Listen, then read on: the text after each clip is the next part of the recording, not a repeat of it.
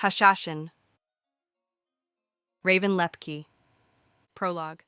This is the story of how one man reshaped the Cien Nation, a nation of people who have the appearance of children, never aging beyond 13 appearance-wise. This, combined with their childlike stature, caused them to be looked down on by the other nations, being mostly ignored. That would prove to be their mistake. The person who would bring about this change was Raven, a 24-year-old Cien male who had been living in the human nation since the start of the war. He had been using his time there to master his ability to control gravity, which has manifested in 3 defined ways. The ability to control defined areas of space about the size of a beach ball and all the properties within that pocket of space. The ability to wrap himself in a gravitational field, boosting his physical capabilities. The last skill he had mastered was attraction and repulsion. Raised as one of the royal assassins before his banishment, and with his newly mastered abilities, he felt ready. This journey and Raven's mission starts in a small town in the lower region of the human nation called Newport. There lived a young boy who was ignored by the villagers, not out of any sense of animosity, but more because a child living alone in their town was nothing new. It had become normal ever since the war started, with all able-bodied adults being called to take arms in defense of their nation. Chapter 1. A Night's Work. It was dark in the room, the only light coming from the double moons shining through the window. There was a black, bear-like creature lying on the bed with a yada bird perched on its head. The bird looked like a mix of raven and crow with 3 legs and 4 eyes. The 2 creatures made no movement save for blinking. They stared at the door as if waiting for something to come. The time ticked on slowly until a low, steady thump could be heard from beyond the door. The boy moved through the door and into the bathroom, where he began to shower and wash the blood from his body. As he did this, the boy let his mind recall the day and what had started off like any other in the town of Andrina Mills, until he learned that a squad of orcs would be making their way to the town. He planned to intercept that squadron before they reached the town. After running through his morning exercise, he started to prepare his gear for the mission. He laid several items on the bed, checking each item before placing them on his person. He carried a black short sword, black rope, and a pair of gauntlets. His equipment ready, Raven gave a mental call to his spirit animals. A few seconds later, a large black bear-like creature with a black bird on its head came into the room, looking at Raven, waiting for his orders. Raven ordered the pair to stay inside until he returned. Since this mission would be inside another town, it would be hard for the animals to move around unnoticed. With that, he leapt from the open window onto his roof, choosing to leave town this way to avoid the townspeople seeing him leave. Raven was miles outside of Andrina, moving with speed as he silently worked his way through a dark forest. He started to slow his pace, looking for signs of the orcs having passed through the area. It wasn't long before he found broken branches leading deeper into the forest. Raven followed the broken branches until he started to hear what sounded like chanting. The sound was coming from the distance, almost directly in front of Raven. Luckily for him, it sounded like they were moving away, which was exactly what Raven was hoping for. It was time for him to get to work. Raven was moving through the tree branches, making use of his size. He was able to catch up to the trailing members of the orc squadron. They were oblivious to his presence as they were enthralled in their chanting. This brought a sinister smirk to Raven's face as he dropped from the tree in between the last 2 orcs, removing both of their heads before his feet touched the ground. Raven was already moving towards the main group, about 20 in number. However, they were marching in 2 lines, making it easy for Raven to dispatch another 4 orcs before being noticed by others in the group.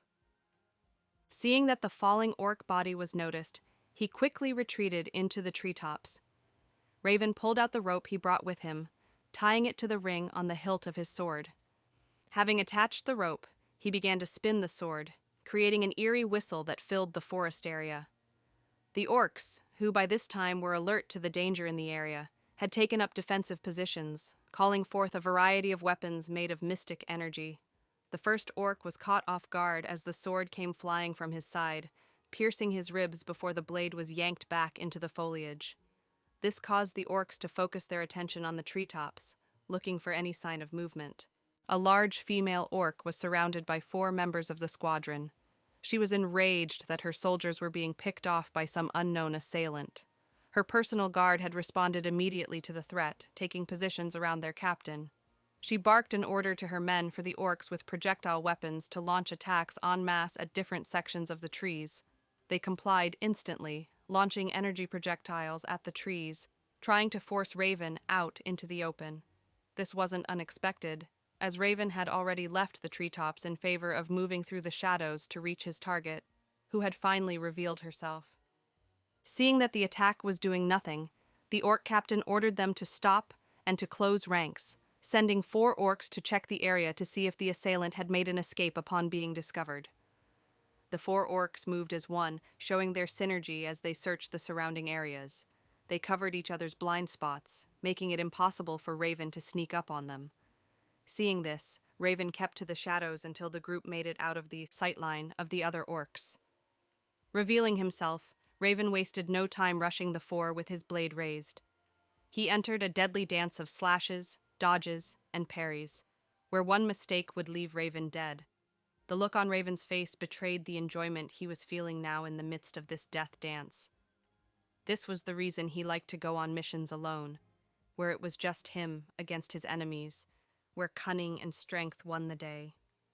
The dance continued until one of the orcs attempted to call to the others, alerting them of the battle. Seeing this, Raven became enraged at the thought of being interrupted and released cosmic energy, creating a pocket of space around the 4 orcs, killing them instantly. It was too late, as the orc was able to call out to the others before the pocket of space was fully established. Seeing the orcs drop to the ground, Raven turned away in disgust. He hated having to use his powers. They ruined what could be a great clash. That thought would have to wait, as Raven could hear the sound of the orcs rushing through the trees. Raven thought to himself what would be the best way to handle the coming orc. Just then, the orc captain burst through the forest, her guards right behind. This was perfect, Raven thought. Now he wouldn't have to work his way to her. Upon seeing the bodies of the orcs, the captain became enraged. Not waiting for her guards, she rushed forward, manifesting a weapon in all 4 hands, and engaged Raven in a fierce maelstrom of blades, putting him on the defensive. For the first time, Raven was feeling the thrill of facing a stronger opponent. His eyes danced with glee as he ducked and dodged the orc captain's attacks. Raven was hoping to find an opening until he noticed the guards had surrounded them and were closing in as he was locked in combat. Allowing the captain to connect with her mace on his arms, Raven allowed the momentum to send him flying past 2 of the guards. Raven created a pocket of space around himself, killing the 2 orcs as he passed them. Taking advantage of their shock at the death of their comrades, Raven launched towards the remaining guards, blade extended. To the guards' credit, they managed to recover in time to create space between themselves and Raven, being wary of his unknown ability. Seeing the hesitation, Raven intended to press his advantage, until he noticed that the captain had moved behind the 2 guards, releasing a shuriken. The next sound was that of the remaining orc crashing through the forest to come to the aid of their leader. This was turning into a bigger issue than Raven wanted it to be. He had planned to draw the captain out and kill her. It could have been so simple, but no, they just had to keep calling others to interfere in what would have been a great battle, a clash of will. Looking up to the sky, Raven noticed that it was dawn again. He'd been gone too long. Sighing in frustration, he turned his attention back to the orcs gathering Connie and mystic energy, waiting until the remaining orcs burst through the tree line. When the last of the orcs had entered the clearing, they began to surround Raven, who dropped his head low, letting his hair hang over his face as he slowly walked to the center. The orcs didn't waste the opportunity and attacked from all sides, except for the captain, who stayed where she was, preferring to watch the ensuing battle. That was her only saving grace. As the first orc reached Raven, he released the energy he had gathered, creating a large pocket of space and killing all the orcs caught within the boundary. Seeing that the captain had survived brought a smile to Raven's face, as he had intended to kill all the orcs and be on his way. Now he'd get the battle he was looking for. Drawing his blade once more, he charged the orc captain, who instantly responded by manifesting two katanas to meet Raven's charge. Paying no attention to her fallen men, she knew that if she lost her focus now, it would cost her life. The two became locked in mortal combat, but this time the pair seemed more evenly matched. Raven ducked under another of the orc captain's slashes, causing her to hiss in frustration. She couldn't land a single blow. This time, he ducked and dodged her strikes with a gracefulness that he didn't seem to possess before. It was then she noticed the color of his eyes. They were a bright vortex of gold, reminding her of a galaxy spiral with its specks of rainbow coloring. She was sure they hadn't been that color the last time they had clashed. Ignoring the change, she decided to manifest 4 blades of varying sizes. She settled into a new stance, crouching low with 2 arms raised above her head, another extended forward, and the last arm pointed backward. This change made Raven pause before he let out a bark of laughter and lunged forward to meet the challenge. To the captain's astonishment, she was having a hard time holding back the onslaught. This was crazy. She had perfected her twin scorpion style with years of training. Raven was surprised that the orc's head was still attached to her body. He had been slashing and slicing non-stop. He had managed to land minor cuts on the orc, but she had evaded the most lethal of strikes. It was then that the mistake was made. The captain had taken Raven's step back as a chance to press for a counterattack. With the step back, Raven crouched and sprang forward, burying his blade in the chest of the orc, whose face showed surprise before the light left her eyes, and she fell limp, sliding off the blade and hitting the ground to join her comrades. He bent down to collect a red sash that the captain had been wearing, signifying her rank. Having concluded his business, Raven turned away from the scene before him, heading back the way he came, only this time whistling a happy tune. Raven cut the water off and stepped out of the shower, grabbing a towel. He stepped back into the bedroom. It was really the living room, but Raven had no use for the other rooms besides the bathroom, so he slept there. Takumatan and Poragami were up now, taking a position on a couch across from the bed they had been on earlier. Seeing they had moved, Raven approached the bed, letting his body collapse onto it, with sleep claiming him shortly after. The 2 spirit animals stared at Raven for a few minutes, before closing their eyes and going to sleep. Chapter 2. Occupational Hazard. It was slightly before dawn, but Raven was just arriving home. He had spent the last 2 days fighting a company of orcs. Well, to be more accurate, he had enjoyed a town-wide game of cat and mouse, where the ones caught lost their lives. Opening the door and stepping into the house, Raven saw Takumatan had made it back before him and Poragami. That wasn't surprising. Takumatan never liked to take longer than necessary on a mission, probably the reason he passed on most minor missions with Raven, who enjoyed dragging a fight out at times. Raven moved to the bathroom as Poragami hopped off of his shoulder, gliding over to take its perch on Takumatan's head. In the bathroom, Raven stepped into the shower, letting the water hit his body as he replayed the events of the past 2 days. Raven had received information that a company of orcs was headed to his town. This wasn't unexpected since he had taken care of that squadron a week ago. He figured the Orc Nation would be quick to respond, and they were sending a company this time. 50 orcs in the town. He would have to find the best way to take out the leaders, probably 2 captains and a commander. Raven looked to Takumatan and Poragami, who seemed anxious, the pair pacing the room with Poragami shuffling its feathers every few steps. This was a good sign. It was rare Raven's spirit animals took an active interest in combat, but it would seem even they could sense the impending combat and were ready to meet it. With that in mind, Raven told Takumatan to stalk the eastern forest that bordered the town, killing any orcs he came in contact with in the forest, and most importantly, not to let anyone escape into the forest, orc or human. With that, Takumatan left the house, with Poragami flying to perch on Raven's shoulder.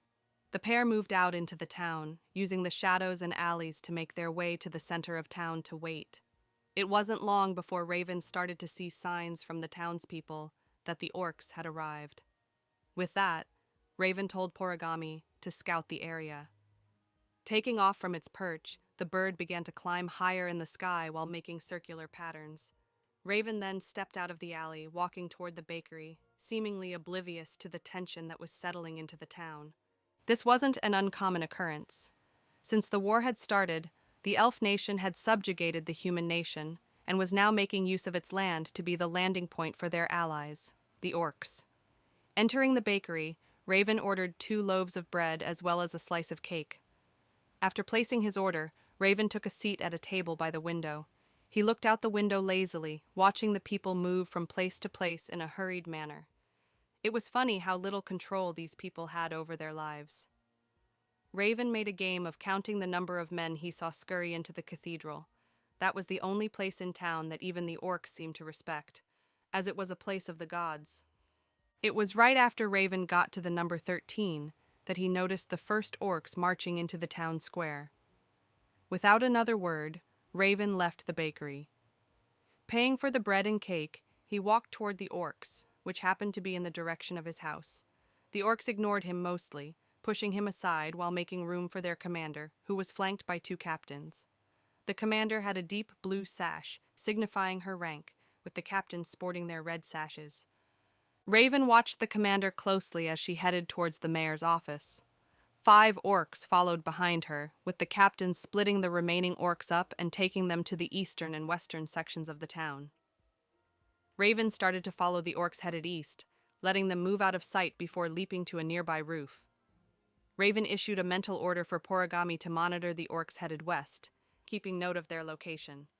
With that taken care of, Raven began to stalk the orcs, waiting for the right moment to present itself.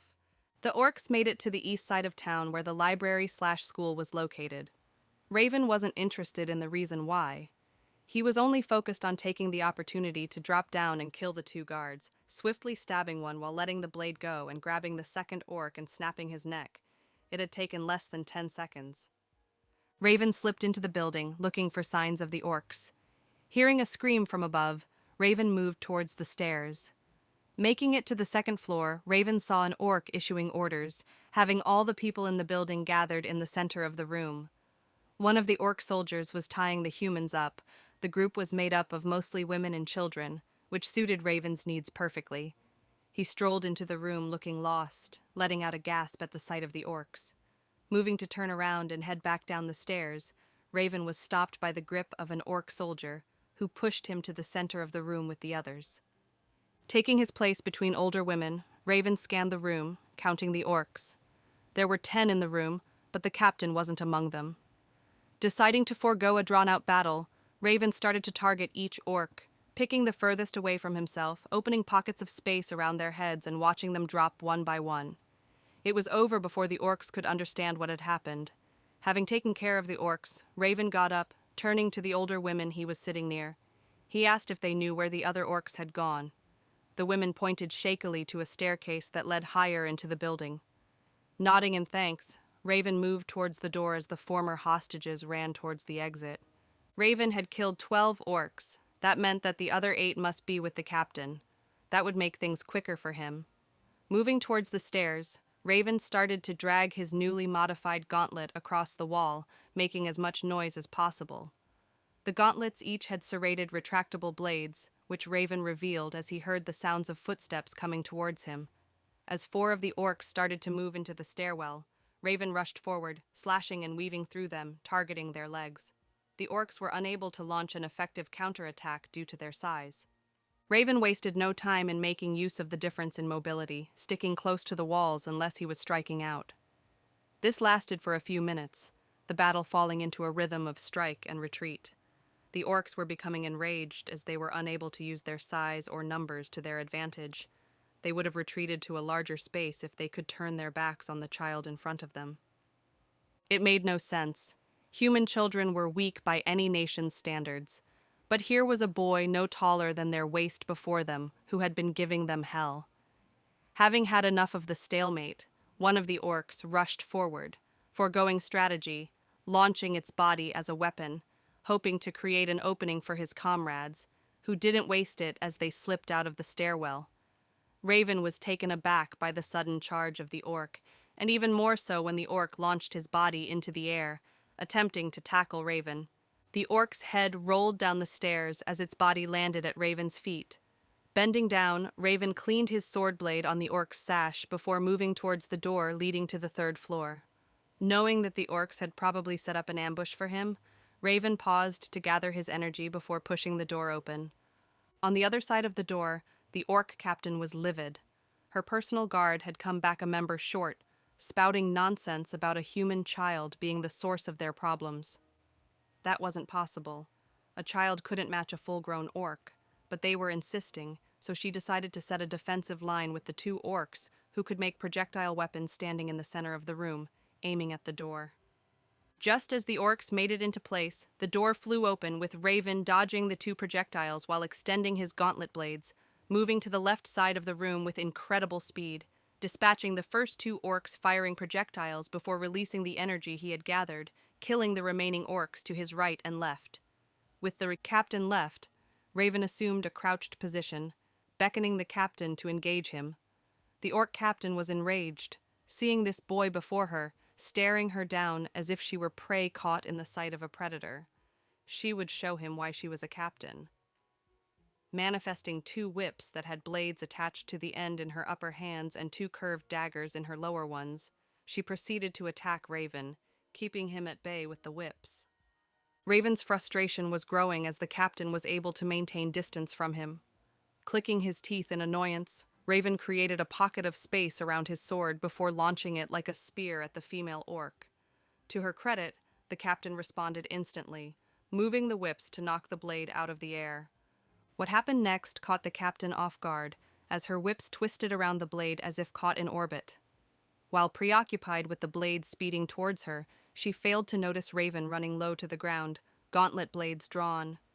Just as the blade reached the captain, she moved to block it with her daggers, leaving herself open to Raven's attack, cutting through her torso in a fluid motion. The blade pierced the captain's chest as she fell to the ground. Raven turned to face the fallen captain, walking over to the corpse to pull his blade from her chest. As the blade came out, Raven was covered in blood that had collected around him in orbit. With a grimace, Raven wiped his face, thinking how this was the 5th combat suit that would have to be cleaned this week, and it was only Tuesday. Moving away from the fallen captain, Raven moved silently, checking the orcs for anything that might be useful. Finding a key on one of the orcs that had attacked him from a distance before, the key didn't look like it belonged to any building Raven had seen in the town, which meant it must go to something the orcs brought with them. Pocketing the key, Raven headed towards the tower window before launching himself through it. Landing on a nearby roof, Raven peered around, scanning for lookouts before he made his way towards the west where Poragami was watching the other group of orcs. Raven moved low across the rooftops as he headed to the area Poragami had sent him a mental image of. It had been a while since he felt Takumatan's consciousness in his mind, but that was Takumatan's way, he supposed. Totally independent once given a task. Poragami was the complete opposite. She had made sure to check in no less than 20 times since being given her task. This thought brought traces of a smile to Raven's face as he drew closer to the area. His face became blank as he drew his energy inward to be unleashed at a moment's notice. The orc group he was currently headed to was larger than the one he faced in the tower. The orcs were in the residential area from the image that Raven saw, which wasn't good. He had planned to keep his abilities hidden from the townspeople to maintain his cover, but that would have to be sacrificed if Raven planned to succeed in his mission. Raven hated to lose such a useful cover as well as losing his base of operations. However, he needed to go to the Elf Nation, and this was just the push he needed to leave the town. Landing on the roof of an empty house, Raven watched as the orcs went into each house, pulling out the people and gathering them in the center by a fountain. Calling to Poragami, Raven watched the orcs looking for signs of the captain, who was nowhere to be found. This was unexpected as the orcs were finishing up with the task of emptying the houses. Just then, Poragami landed on Raven's shoulder, peering at the people gathered in the center. Raven gave Poragami a questioning look, to which she responded mentally with confusion, not knowing where the captain was either. Deciding that waiting wasn't going to reveal anything he hadn't already seen, Raven dropped from the roof. before launching in the direction of the orcs who had just finished emptying the houses and were now preparing the humans to move. Seeing this, Raven released the energy he had stored, targeting the two rear orcs who collapsed seconds later, causing the group to stop and face Raven, who was still moving towards them with Porogami flying above the battlefield. As Raven met the first orc, they engaged in a sword battle. Raven's short sword against the orc's energy katana. The exchange was brief, as Raven landed a debilitating strike to the orc's chest before being swarmed by 3 more orcs. The orcs moved in at different angles, trying to catch him off guard, which may have worked if Porogami hadn't been constantly supplying Raven with a sky view of the battlefield. Being able to dodge the attacks left the orcs surprised, as Raven never turned towards any one of them to dodge. Targeting the closest orc, Raven sheathed his sword before extending his gauntlets and attacking like a maelstrom of blades and fabric. The battle grew more intense as the 3 orcs were able to take advantage of their numbers, stopping Raven from landing a death blow on any one orc. Surrounded by the trio, Raven stopped his attack, taking a defensive stance, thinking about how to best dispose of the orcs before the rest of the group came to check out the commotion. Raven gathered his energy before surrounding himself in a pocket of space. With no hesitation, he moved towards the space in between 2 of the orcs. They moved to stop him, but his speed had doubled. The orcs could see him move, but their bodies couldn't keep up with his motion. Creating distance, Raven started to move around the orc in a blur, darting in and out of the group. Porogami circled lazily in the sky, watching as the group was overwhelmed by Raven's speed. The skirmish came to a close as Raven removed the last orc's head from his body. Porogami landed on Raven's shoulder as the body hit the ground. The pair waited for the orcs to come to them. The mayor was in his office with the door barricaded. A few men were inside with him. The mayor was confused. They had paid the levy to the Elf Nation, so why were the people being taken from their homes? The door burst open, the makeshift barricade breaking apart as 3 figures stepped through the opening. The men inside moved to try and defend against the intruders, but before they could get close to the opening, the 2 smaller figures on the sides darted into the room, lifting the men closest to them into the air before throwing them against the wall. The exchange was over in seconds, leaving the mayor and the remaining men stunned by the level of brutality that the female orcs displayed. Before the group could regain their composure, the final orc stepped into the room, walking toward the mayor. None of the men moved an inch. They all watched silently as she walked toward the leader of their town. The orc commander moved past the mayor, taking a seat on the desk behind him. Once seated on the desk, the commander informed the mayor that this town, along with the 2 neighboring ones, was going to become orc villages, and that the humans would be moved to a settlement. The mayor's face paled upon hearing this, knowing there was nothing they could do to defy them. Not for the first time, the mayor wished that humans could use mystic energy like the other races. Raven stood facing what looked to be the last surviving orc in the area. He was irritated. No, scratch that, he was furious. He had spent the better part of an hour eliminating the orc soldiers in hopes that the captain would return once they noticed their forces were not returning. That didn't happen. No one came except the weak orc soldiers, who were like moths to the flame. All that time wasted. He could have used his abilities if it wasn't going to be a challenge. He hated wasting time on weaklings. Turning his attention back to the orc in front of him, he used his ability, killing him before he turned to leave, Porogami landing on his shoulder. Making his way back to the town, Raven noticed that all the houses were empty. That was strange. They were there before, but were gone now. Raven pushed that to the back of his mind. It didn't really matter where the people were. He had a mission to complete, and that's what he'd do.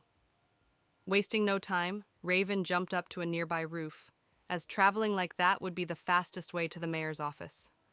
Porogami took to the skies to scout for Raven, who was speeding off. Raven landed on the building just in front of the mayor's office to see what looked like the entire town gathered there, being corralled by the orc soldiers. This was an unexpected turn of events. Raven never expected the orcs to be gathering the townspeople. What would be the point of that when they had already forced them to pay taxes on all they produced, as well as taking about 25% of the actual goods? All these people would make it easier for him to move closer to the building without being discovered. Dropping to the ground, Raven moved toward the crowd, pulling his cloak over himself. As he reached the people, he noticed that there were no men. Children could be seen clinging to their parents, while other, more adventurous children were running through the crowd playing. This gave Raven the cover he needed to move through the crowd unnoticed. The adults regarded him as one of the children, ignoring his presence for the most part. The orcs seemed to be ignoring the entire group, save to keep them in the area. It took a little work, but Raven finally made it into the building, which seemed to be deserted. Deciding to search the rooms, Raven made his way down the hallway. Reaching the mayor's office, Raven heard what sounded like laughter, followed by two names being called out. The first name, Tylee, was instructed to provide entertainment for the group, followed by a gleeful agreement before the barking of an order to stand up straight or the arrow would miss. The second name, Kaylee, never spoke, but Raven paid that no mind. Pausing for a moment, Raven relished the sense of tension that was building, learning that there were multiple high-ranked enemies beyond the door.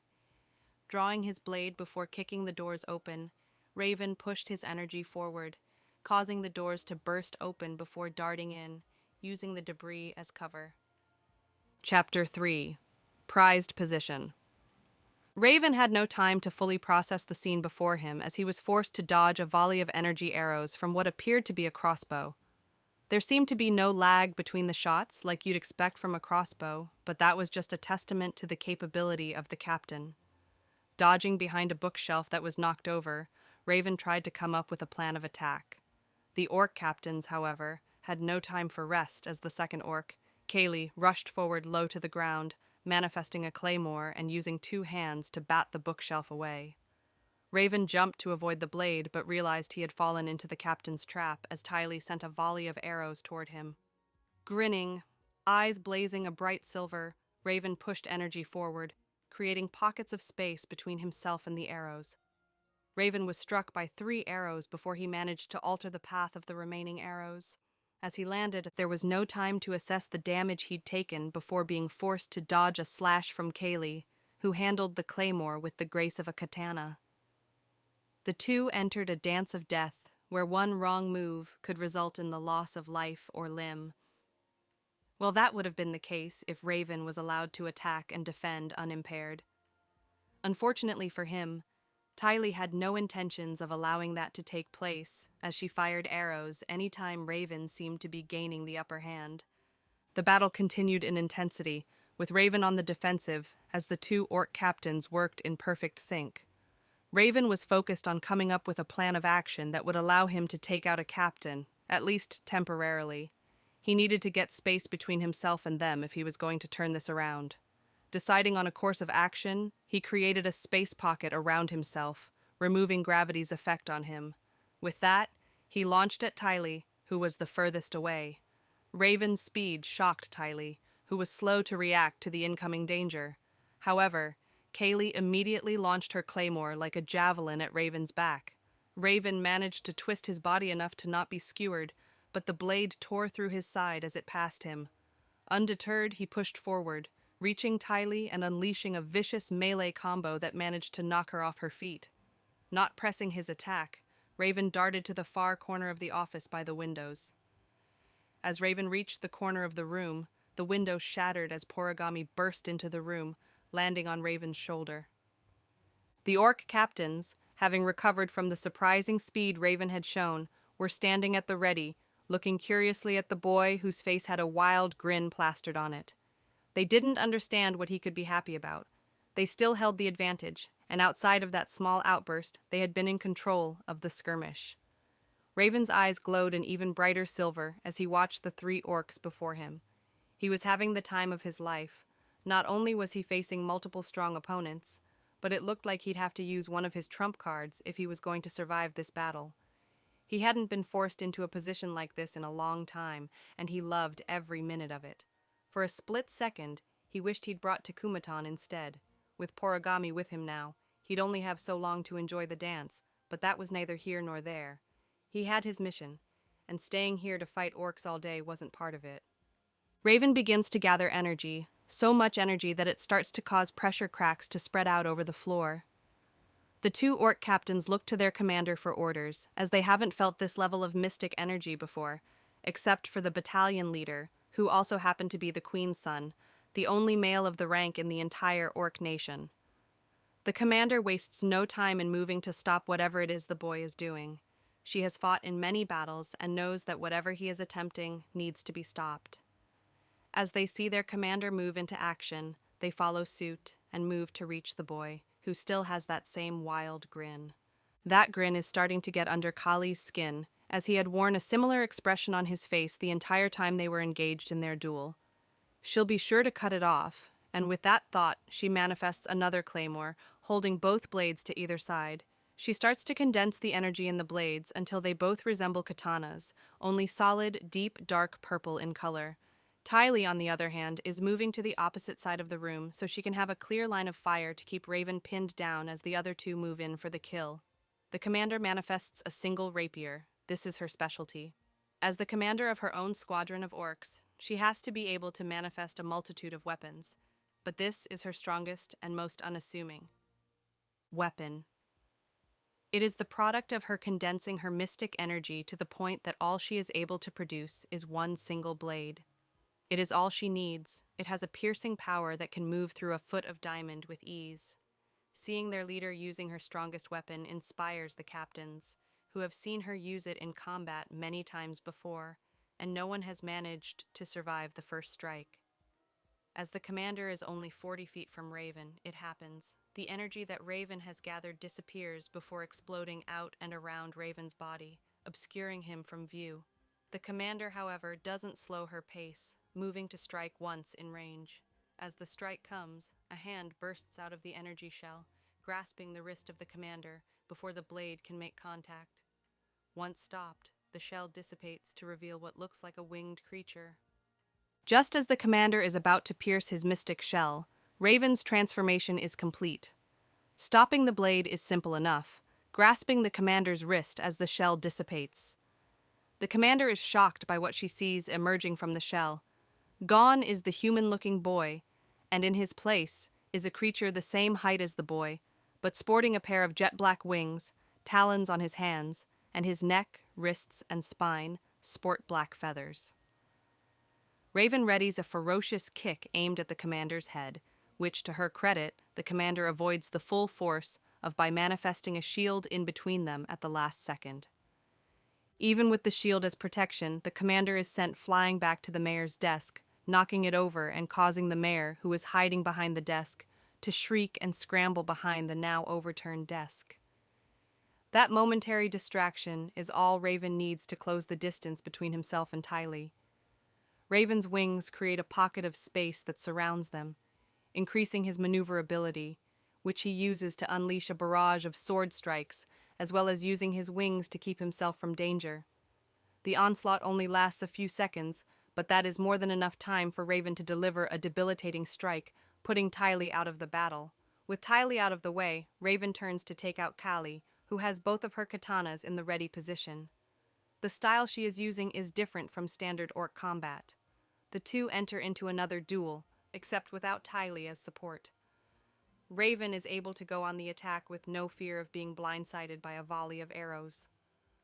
Things have fallen apart in moments, Kali thinks, as she parries a strike aimed at her legs. One moment, Tylee and she are dominating the battle, using their teamwork to keep the boy on the defensive, but now she is being forced back by this childlike creature. The boy has transformed, the commander has been sent flying by a kick, and Tylee is crumpled in a corner with what looks like a broken leg and arm, if the angle is anything to judge by. Another strike parried. This is becoming tedious. Now she is the one who needs to get some distance between them. Out of the corner of her eye, she notices the commander picking herself up. Thinking only of reaching the commander, she strikes out with both katanas, disregarding defense. This causes Raven to dodge the unexpected maneuver. That is all Kali needs. She lets go of the blades, allowing them to travel towards Raven, who bats them aside. Not wanting to see how the boy reacts, Kali turns to dart towards the commander. When the next thing she knows, her body is moving in slow motion. Turning her head at what seems to be a snail's pace, she sees the boy with his clawed hand extended towards her, glowing silver. He has that infuriating grin plastered on his face again, which looks more vicious after the transformation. Then, for the first time, he speaks in a childlike tone that Kali can't tell if it is real or used to be condescending. "Where are you going? We were having so much fun, and you want to go to. Your commander?" He pauses to laugh before continuing. "All you had to do was ask. It would be much more fun if the three of us played together. How about this? You go to her, and I'll wait here for the two of you to come at me?" Almost as an afterthought, Raven explains that he has compressed the space around her, which is why she can't move. Without waiting for a response, he drops his arm, instantly releasing her from his power. Wasting no time, Kali rejoins the commander, who is on her feet, eyes focused on Raven, who smiles and waves. The commander ignores the boy in favor of gathering as much energy as she can to manifest a new rapier. She touches the tip to the ground, which begins to peel and split as she moves it in a circular motion, demonstrating its cutting ability. Seeing the commander start with her best weapon, Kali does the same and manifests her katana, this time only with a chain connecting the two swords. For his part, Raven is only more intrigued when he sees the addition of the chain. If they don't hurry and attack him, he'll make the first move out of sheer excitement to face these new abilities. The two orcs moved as one, each darting to the right and left, preparing to attack from both sides. Raven sprang into action, drawing his blade and moving towards the commander, eager to face her. That eagerness was interrupted when a volley of arrows nearly turned him into a pincushion. He turned to see that Tylee had regained consciousness and was propped up, with her crossbows aimed at him. That was unexpected. Raven had to give her credit. He had shattered her leg and right shoulder. There weren't too many who could still focus on fighting with those injuries. But if all she could do was shoot arrows, then she had no place in this battle. And with that in mind, he created a space pocket around Tylee's body before turning back towards the commander. The exchange took no more than 3 seconds. Seeing Tylee fall lifeless after the boy had paused and looked at her with that damn smirk was the last straw. Letting out a shriek, Kaylee's muscles started to grow as her skin took on a darker tone. Raven wasn't sure what was happening, but he was getting the same excited feeling from the orc captain as he got from the commander. This was more than he had hoped for. Raven had expected to have to fend off a weaker opponent while trying to enjoy his battle, but now both of his opponents had that same air of danger. With that, he stopped moving and waited for the pair to reach him. The first to do so was the commander, who used her rapier to shred the floor between them before making an arcing motion, sending the debris at Raven. Using his wings to propel himself upward, he avoided the debris. His reprieve was short-lived, as a katana came sailing through the space he had previously occupied. The weapon Kali wielded seemed simple enough. From what Raven could see, the katana was perfectly balanced, making it as good as any javelin when thrown. The chain could extend the length of the room, if not more. This wasn't going to be a simple battle. Letting the commander get close with that blade was a bad idea, but he couldn't stay in the air and attack with Kaylee using her katanas as projectiles. He'd have to kill them one at a time, waiting for an opening to finish one of the orcs off before the other could interfere. A scowl crept onto Raven's face at the thought of this becoming little more than a game of cat and mouse, with him playing the role of the mouse until he could pounce on his prey. That would be boring. Musing about using his power to kill the captain and battle the commander would speed things up nicely. Then it hit him. There was a third option he hadn't considered. He could kill them both at the same time. How could he have not thought of this before? With his plan in mind, Raven stayed in the air, using his wings to send wisps of distorted energy towards the commander, while keeping out of Kaylee's reach. This continued until Kaylee and the commander were feet away from each other. Now that his prey was in position, Raven dropped out of the air, landing in a crouched position before dashing towards the pair. Raven was pleased to see that the orcs only readied themselves for the battle to come. He extended both of his gauntlet blades before reversing his grip on his sword. He met the pair head-on, the three becoming a maelstrom of blades and limbs. The battle continued for what felt like hours. neither able to gain the upper hand. Raven's eyes had changed from bright silver to a deep, rich gold, displaying the anger he felt. There had been plenty of opportunities to finish off one of the orcs, but not both, and if they didn't die within seconds of each other, it didn't count. Using his powers was becoming more tempting by the moment. Kaylee launched her blade at Raven's back, but he dodged it. Seeing the blade pass him, Raven used his ability to compress the space around the katana, freezing it mid-air. Without wasting a second, he sent the blade flying back at her before moving to engage the commander in combat. The commander met his charge, blade raised. The two clashed, with Raven only parrying attacks he couldn't avoid. He was too close to the commander for Kaylee to spear him with her katana. Deciding to join the fray, the three were once again engaged in a fearsome sword battle, except Raven was starting to slow down. The orcs noticed this falter in pace and moved to deliver the finishing blows, which was exactly what Raven had been waiting for. In a speed they hadn't seen before, he extended both arms, compressing both orcs before moving away from the center and releasing his hold on the two. Their old momentum drove them into each other, the commander piercing her captain's neck while she was pierced through the abdomen. With the battle over, Raven's transformation ended, revealing a lying raven with Poragami perched on his head. Raven couldn't have been more pleased. Things had finished up quicker than he had expected, and he got to face two great opponents. The day started a little rocky, but now things were good. He'd be out of the town before sunset. Raven's thoughts were interrupted by a gruff female voice. Looking back, he saw the commander struggling to stand. She spoke again, more clearly this time. "Who are you? What are you? Do you know who you're up against? This won't go unnoticed. You won't get away with this."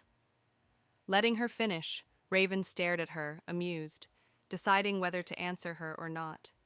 He decided that humoring the last questions of a dying opponent was the least he could do. "Who am I? Well, my name is Raven, and I'm a Cien.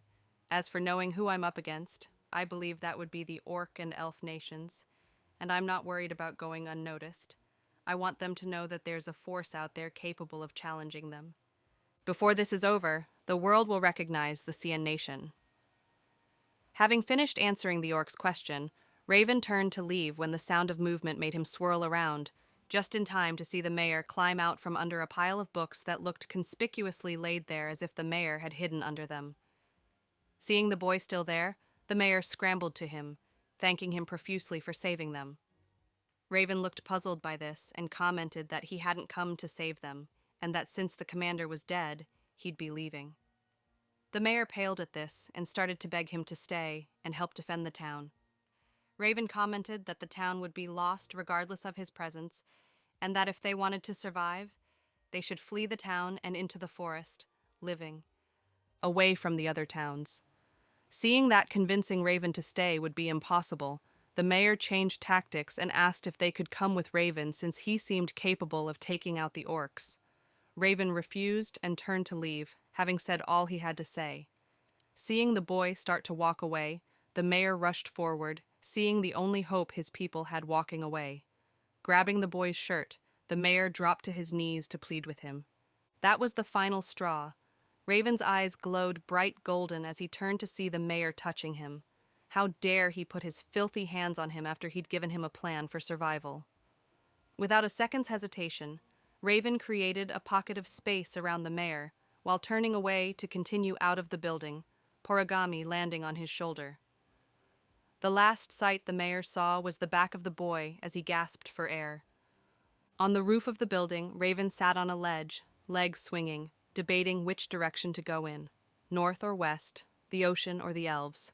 Both directions were sure to have powerful enemies, making him wish he could go both directions at once. Before deciding on a direction, Raven heard a shout and chuckled, thinking the fire must have spread to the front of the building by now. Looking down, he saw that some of the windows had shattered, allowing the flames to lick the side of the building. Raven was proud to say his work here was now done. All traces of him in the village were gone. His old home should be burning quite nicely if the dark clouds rising into the sky were any indication, and the mayor's office was quickly becoming an inferno. So with that, Raven leapt from the building towards the eastern forest, where he had sent Tecumatan. Landing on the ground, Raven mentally called out to Tecumatan, but received no reply. Waiting a few minutes, Raven decided to enter the forest to look for Tecumatan. Walking through the forest, Raven saw the bodies of orcs lying around, but there was no sign of Tecumatan. Moving deeper into the forest, Raven noticed he didn't hear the sounds of animals, and the last orc body he saw was about 100 yards in the opposite direction, and still there was no sign of Tecumatan. Seeing a clearing in the distance, Raven decided to move there to have Porogami fly up and see if she could spot any signs of their missing companion. Once in the clearing, Raven was greeted by the sight of Tecumatan curled up in a ball, surrounded by the forest animals, all of them sleeping. Sending out a burst of energy through the clearing caused the animals to stir, taking flight, while others scampered back into the depths of the forest, but still Tecumatan remained asleep. Walking over, Raven bent down and shouted in the bear's ears, to which it flicked a few times before Tecumatan sleepily opened his eyes, uncurling himself with a stretch as he stood. Raven didn't wait for Tecumatan to fully awaken, knowing that with him up, he would follow along at his own pace, catching them eventually. Since he had spent so much time moving east, it would be troublesome to head west, so north it was to the Elf Nation and its capital. Chapter 4. Patience Pay. It had been 6 months since Raven had left the small town and headed north. He had been living with a wealthy family for the past 4 months. The Perch family was appointed lords of the area by the Elf Nation. In reality, they were puppets used to control the populace close to the Elf Nation, since allowing the orcs this close to their homelands was unthinkable. The family spread the propaganda of the elves, saying that the rumors from the coastal towns were nothing more than lies being spread to upset the peaceful relationship they had with the Elf Nation. Raven acted as a servant to the Lord's daughter, whose age he appeared to be around. It had been a tedious 4 months living and serving a 10-year-old who constantly treated him as her peer and plaything. He was more than twice her age, and yet he was forced to play hide and seek, which he always made a point to win since a loss on any level was unacceptable. Raven had picked this family as his best bet for entry into the Elf Nation. The father was a trafficker for the Elf Nation, sending them orphans to be corrected, as the elves put it. That was just a nice way of saying brainwashed and turned into soldiers, a ready-made army to strike at the orcs as soon as this war with the Ushaka and giants was put to rest. Raven had learned the elves' plot of betrayal during his time in the manor. He had been one of 8 orphans who had been hired by the Perch family. One by one, all the children had disappeared, 2 children each month, except in the 4th month. It had been only Raven and a girl who looked to be 12 left, when Courtier Perch, the mistress of the house, told Raven to go with their daughter to the town, rent a room at the inn, and stay there until they were sent for. When they came back to the manor a week later, the girl was gone, and a new group of 8 more kids was brought in this time. Raven wasn't sure if he was being spared for a reason or if it had been coincidence that he had been sent away with the daughter. It was unlikely that they sent him mistakenly, so that left that they had kept him here for a reason. What that could be escaped him since, if they had discovered his identity, playing along and handing him over to the Elf Nation would be the best course of action. He needed more information, but that could wait. Since now that he was back at the manor, he had duties to attend to first. It wouldn't do to be discovered before he could carry out his plan. It had been another 2 months, and each time the collectors came, as Raven had started calling them, he and the daughter had been sent to the inn for a week. This was unacceptable. Raven had picked this family for the exact reason of getting transferred into the Elf Nation undetected, which was almost impossible since they had barriers and mystic symbols inscribed all over their borders. To be honest, it was a masterpiece that, given other circumstances, Raven would have loved to learn to break, but he didn't have that kind of time. He needed to make his move before the Ushaka nation fell. After that, it would be over. The elves would be ready to wage war on his nation, and they would be unprepared because of that bitch. Clearing his mind of such thoughts, Raven refocused on the task at hand, finding a way to be one of the children left in the manor for the collectors.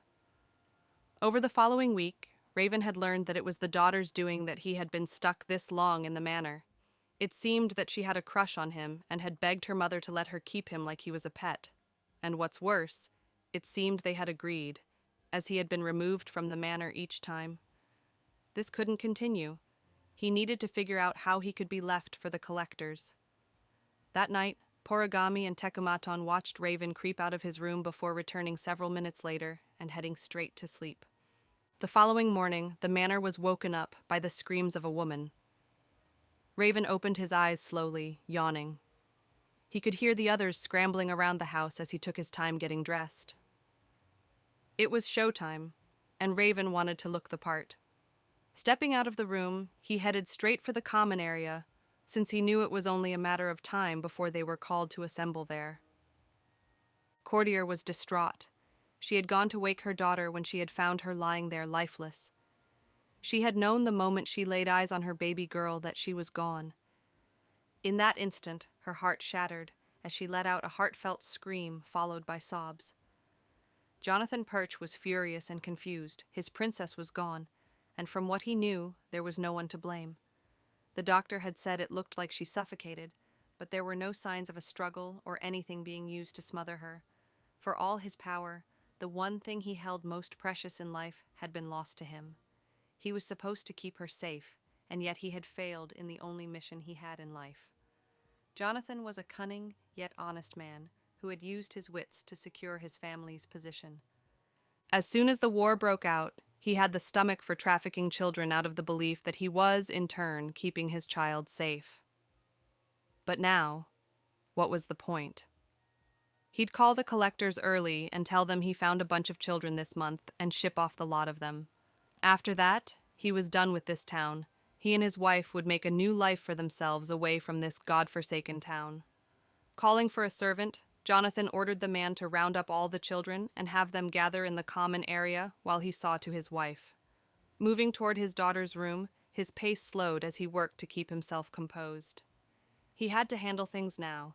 There would be no point in them both giving in to their emotions. He would let his wife shed tears for him as well. With his plan in mind, he walked into the room. Raven was seated in an armchair when the first child was ushered through the door.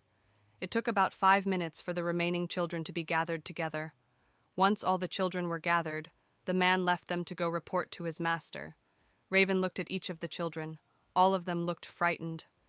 Deciding to have some fun to pass the time, Raven got up and went to a group of girls, asking innocently if they knew why they had been gathered here. The girls looked at each other before saying they didn't, but they heard that any kid that comes to this manor is never seen again. This is perfect. They already have rumors about this place floating out there. Now, to add a little fuel to the fire, Raven smirked inwardly before saying that he'd heard that the Lord's daughter had died that morning, and that they were going to be punished because the mistress thought one of them had something to do with it. The girl's eyes widened at the thought of one of the other children being responsible for the girl's death or being blamed for it themselves. Seeing his work was done, Raven slipped back to his corner to watch the rumor spread. It wouldn't take long. Children love to gossip. Raven didn't have to wait long before he could start to sense the fear of the other children. Watching them squirm would provide useful entertainment while he waited. It wasn't long before the man who had herded the children there returned, looking flustered. He attempted to quiet the children to no avail. Giving up, he shouted that they would be leaving the manor at 5 and to wait in the room. Having said his piece, the man turned on his heels and walked out the door. Raven was finally on his way to the Elf Nation. He'd sent Tekumaton to the west to scout the coast Porogami would fly over, and he'd be on his way toward the capital. That had been the plan, but as was becoming a common occurrence in life, readjusting his plans, Porogami had encountered trouble in the way of night falcons. They were extremely territorial and prevented her from crossing directly into the Elf Nation. Raven would have to wait until Porogami found a way in before he could start moving toward the capital. He doubted the collectors would take them deep into the elves' territory since they were humans as well. He was correct, as 10 minutes later, the collectors stopped the carriages and started ushering the children into a large warehouse where stood a single elf.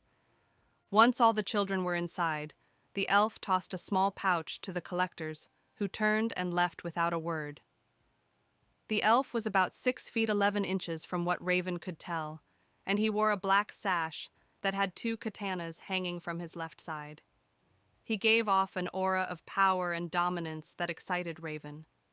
The other children huddled together nervously, watching the man before them. They had never seen an elf before, which showed clearly on their faces as they stole glances at the man.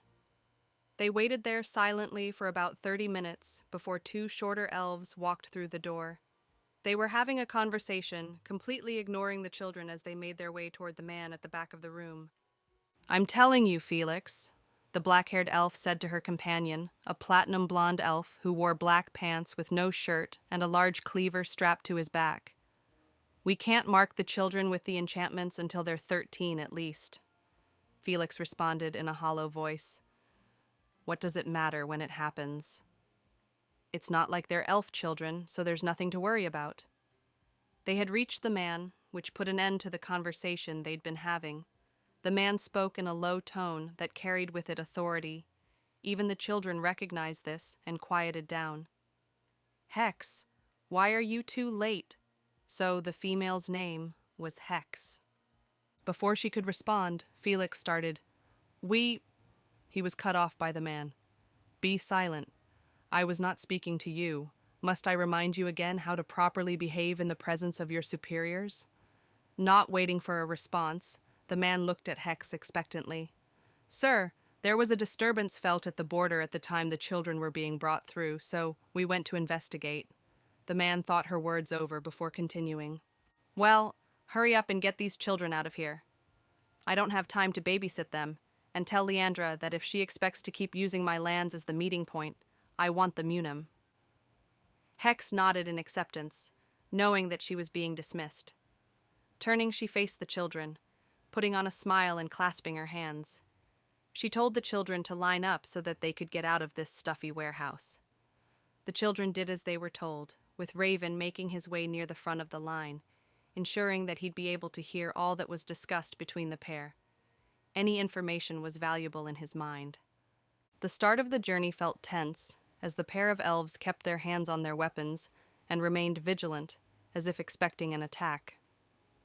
The first hour of their walk was spent like this. Raven was curious about what could be making the elves act like this. As far as he knew, they were well inside the Elf Nation's territory, so the threat from an external enemy was unlikely. Maybe the forest they were traveling through housed dangerous creatures. Either way, Raven would have to keep his hood low as to not draw attention to his eyes. Finally, Felix spoke in an irritated tone. "Fuck that bastard. I hate making these trips, having to go to him." The last word was said as if it were a curse. Hex replied, "Master Furls can be a bit much," Felix interjected. "And that greedy bastard wants the munum. If he gets that, he'll hold 4 of the elven treasures, more than any other elf besides the council that oversees the protection of 5 of the remaining treasures." Hex didn't respond to this. Instead, she turned to the children and asked if they were ready for a break and dinner. Nodding excitedly, the kids started to sit on the ground as Hex pulled out a scroll that had a few symbols on it. Tapping each symbol, they glowed a bright orange before 12 steaming packages started to rise out of the paper, one after another. Felix grabbed 2 of the packages before stalking off to sit on a stump away from the children. Hex, however, sat with the children, handing each of them a package. Raven approached her last, watching how the other children who had gotten their food before reacted to it. Taking his package, Raven turned to walk away when the woman stopped him, saying, "Excuse me, little boy." In that moment, Raven readied himself for battle, thinking of how he'd attack Hex first, taking her throwing daggers before taking out Felix with the daggers before he could react. The next words sent a wave of relief through him as Hex continued, "Where are your manners?" Raven turned and thanked her for the food before turning back around to head over to the other children. After they finished their meal, Hex pulled out a much thicker scroll. Pulling it open, she started to inscribe the symbols on the ground in the shape of a rectangle. Having finished, Felix walked over to the opposite end of the rectangle before instructing the children to walk to him so he could place them inside the rectangle. Once they were all in, Felix stepped inside before bending down to put his hand on the ground over the symbols. Hex did the same, calling out a farewell before pushing energy into the symbols. The rectangle flashed bright orange, and then it was empty. Hex stood up and erased the symbols from the ground before walking deeper into the forest. This was terrible. Raven hadn't expected to be transported via some symbols on the ground to a new unknown location. Nothing about this was part of his revised plan. Now he didn't even know if he could reach Poragami mentally to tell her what had happened. He needed to regroup, but the required time to think was just happening too fast. This undercover role was becoming tiresome. Maybe he'd stop pretending to be a child after this. Regardless of that, he'd have to wait to see where he was before deciding on any action to take. It had been a week since Raven had been transported, and he was losing patience. He didn't have time to waste sitting in a fucking cell with these brats. The children were being housed in a large cell where they were freed twice daily. The elf named Felix had left soon after they had arrived. Raven had been trying to contact Poragami with no success, deciding to give it another day before he decided to just break out and have Poragami catch up to him, resigning himself to spending the rest of his day in the cell. It was a surprise when the door to their cell seemingly swung open of its own accord. Raven waited as one of the boys moved to exit the cell, doing so slowly. Once past the threshold, the boy darted toward the room's door, and the other children rushed to follow him just as the door to the room swung open, revealing Felix, who sported a grin Raven recognized all too well. It spoke of bloodlust, the type of grin that promised pain. Felix told the children that they would be going to a special school, and that if they did well, they'd be allowed to defend their homes from the orc invaders. The children looked confused at the mention of orcs, but that was quickly forgotten when they heard the sounds of sword fighting in the distance. As they passed a building, they saw a training field with children of all ages running through various drills. Felix looked back, watching the children's faces, noting the ones that looked more curious at the scene before them than frightened. Making their way to the center field, Felix told the children to pair up.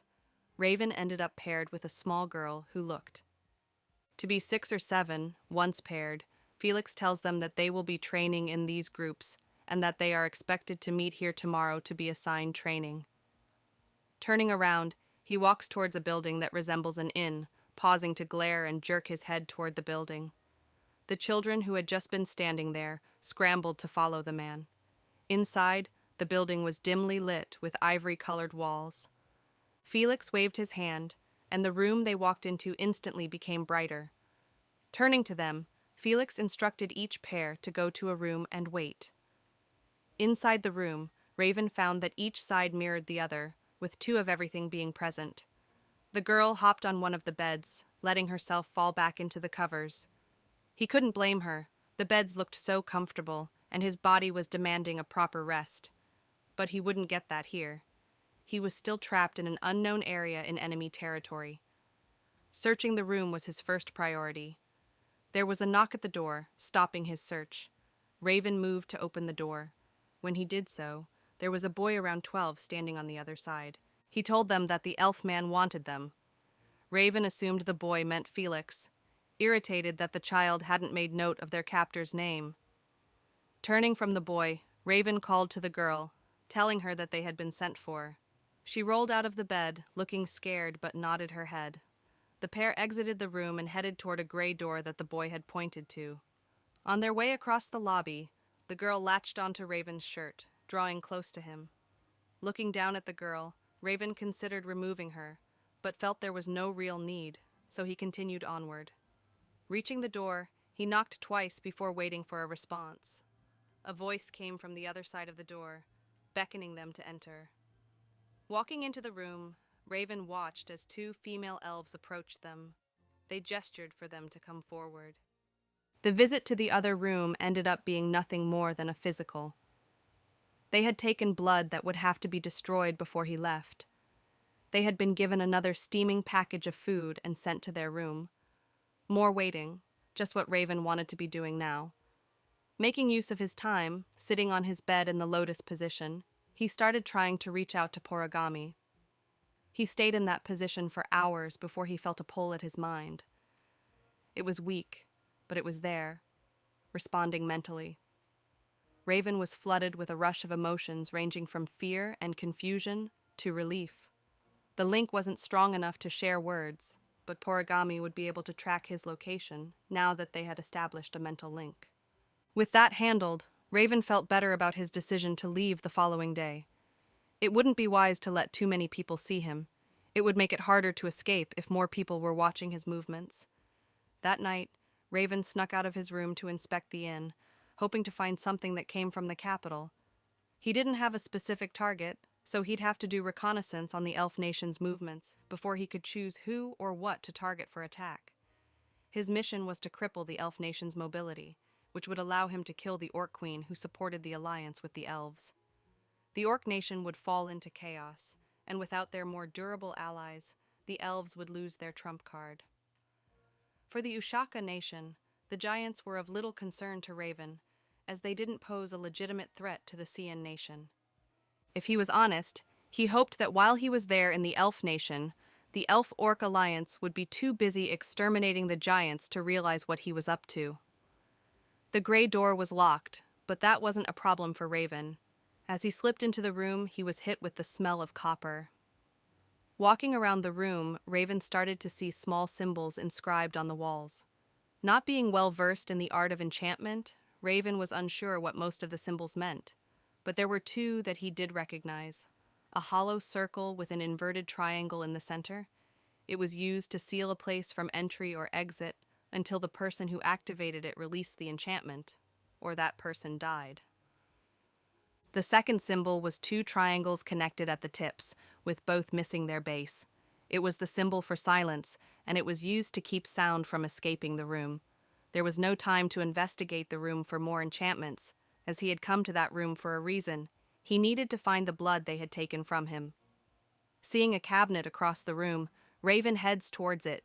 Before he steps into a puddle of some sort looking down, he notices that the puddle he stepped in is actually a pool of blood. Raven reappraised the room after stepping in the blood that explained the copper smell the room had. There was something happening here beyond the brainwashing of children, but that wasn't his business. He needed to hurry before someone noticed he was in here with no more delays. Raven found the vial of blood. Rather quickly he tucked it into his waistband to destroy in a better location. Slipping out the room, he heard a noise down the hall to his left that sounded like sobs. His curiosity getting the better of him. Raven moved down the hall to see who was sobbing.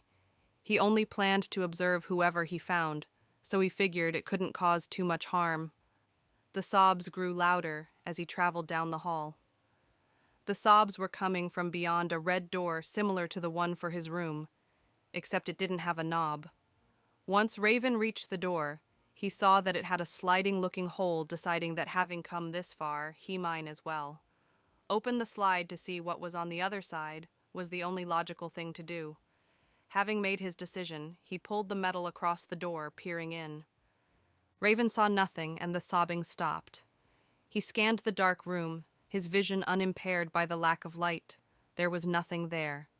He was confused, which led to him becoming intrigued by what could be inside the room. He had sensed a presence on the other side of the door up until he had peered into the room. It was like whatever was in the room vanished, fighting the urge to force the door open. He moved to close the slide when there was suddenly a pair of eyes staring back at him. Raven was startled, jumping back, keeping his eyes locked on the pair staring back at him. It made no sense. There was no one in the cell when he looked, and then, as if out of thin air, a pair of eyes were looking at him with a sadness. The spoke volumes. He was pulled to those eyes, moving closer again. Raven watched as the figure retreated from the door to stand in the middle of the room. It looked familiar somehow to him. The figure moved to the wall, touching it, causing the room ceiling to emit a dull glow, before moving back to the center of the room. That was enough for Raven to make out the details of the figure. Its skin was red with irritation, and there were symbols inscribed all over its body as he examined the creature's body, as that was the only way to describe the being he was seeing before him, as some type of creature. As his eyes swept over its chest, he suddenly fully understood what this place was. So that their whole thing? Just then the creature shuddered before doubling over, vomiting blood, its teeth falling out as it did so. The creature raised its head to give Raven a look that begged for mercy.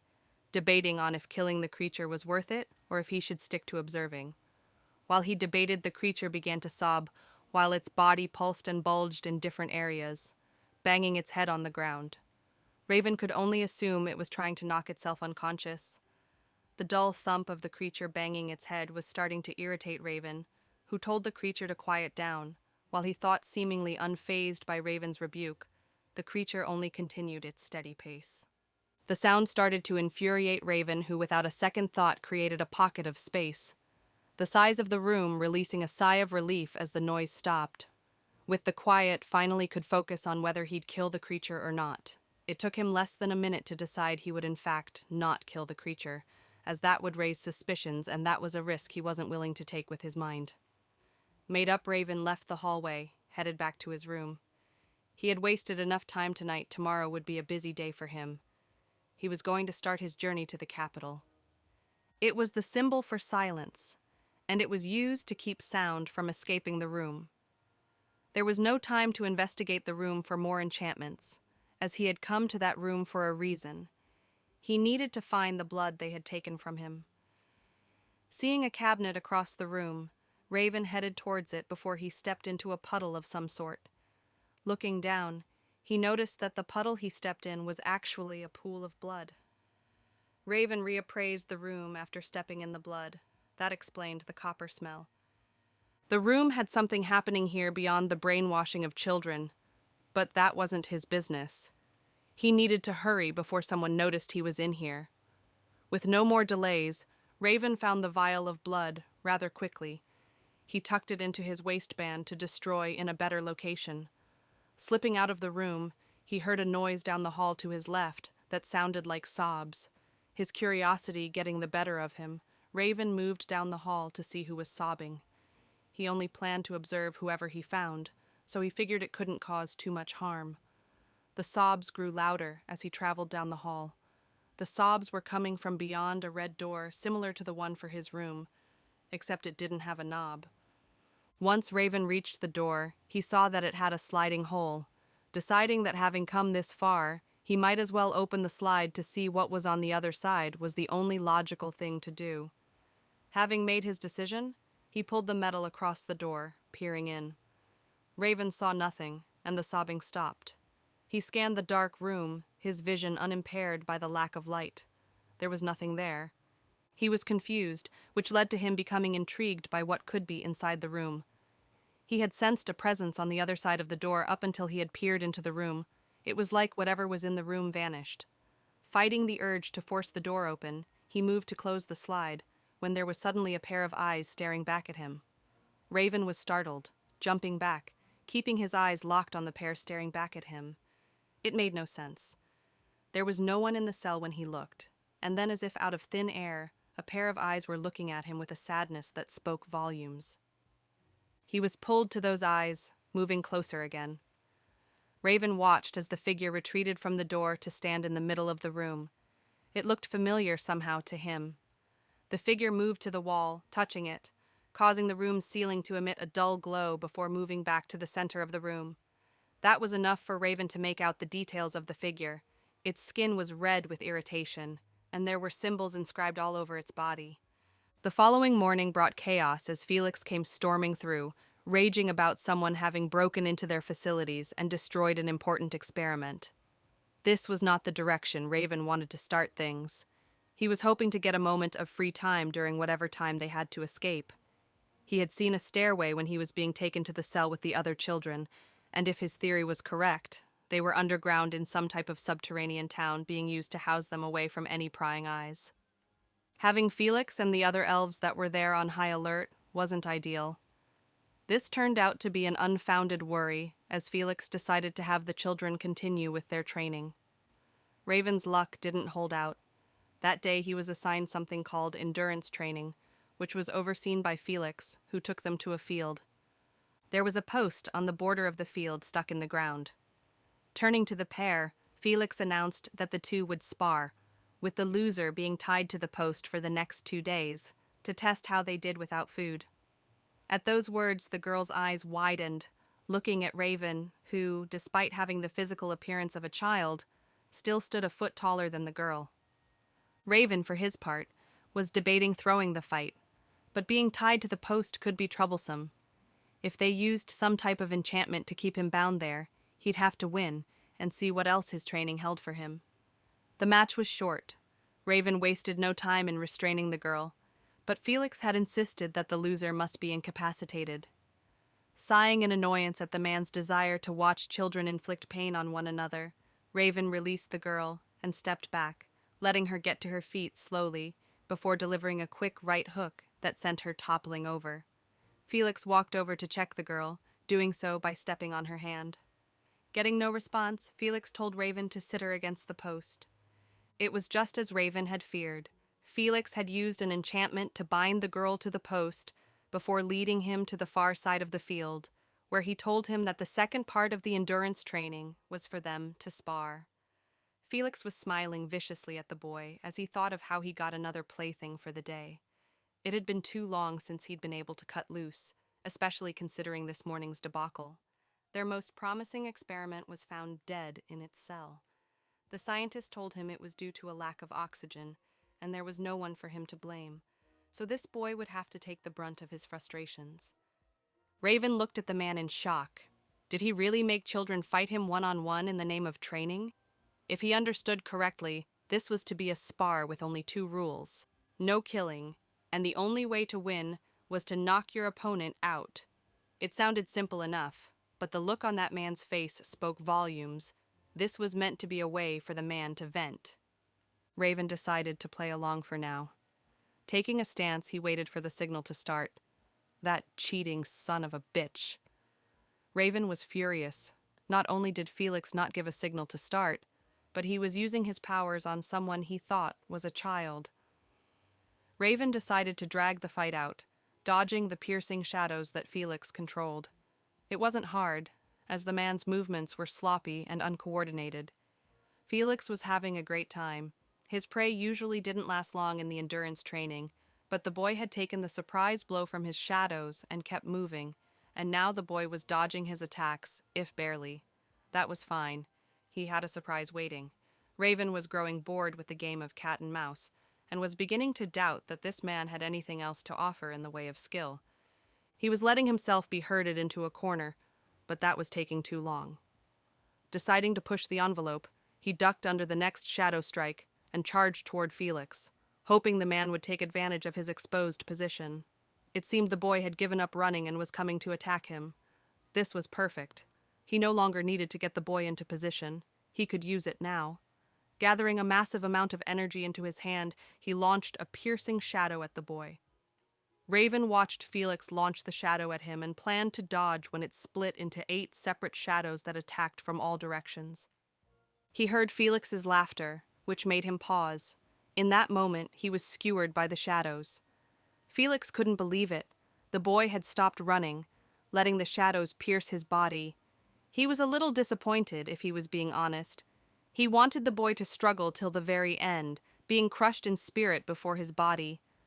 This was rather anticlimactic. Guessing he expected too much of the boy, he pulled the boy toward him, still pierced by the shadows.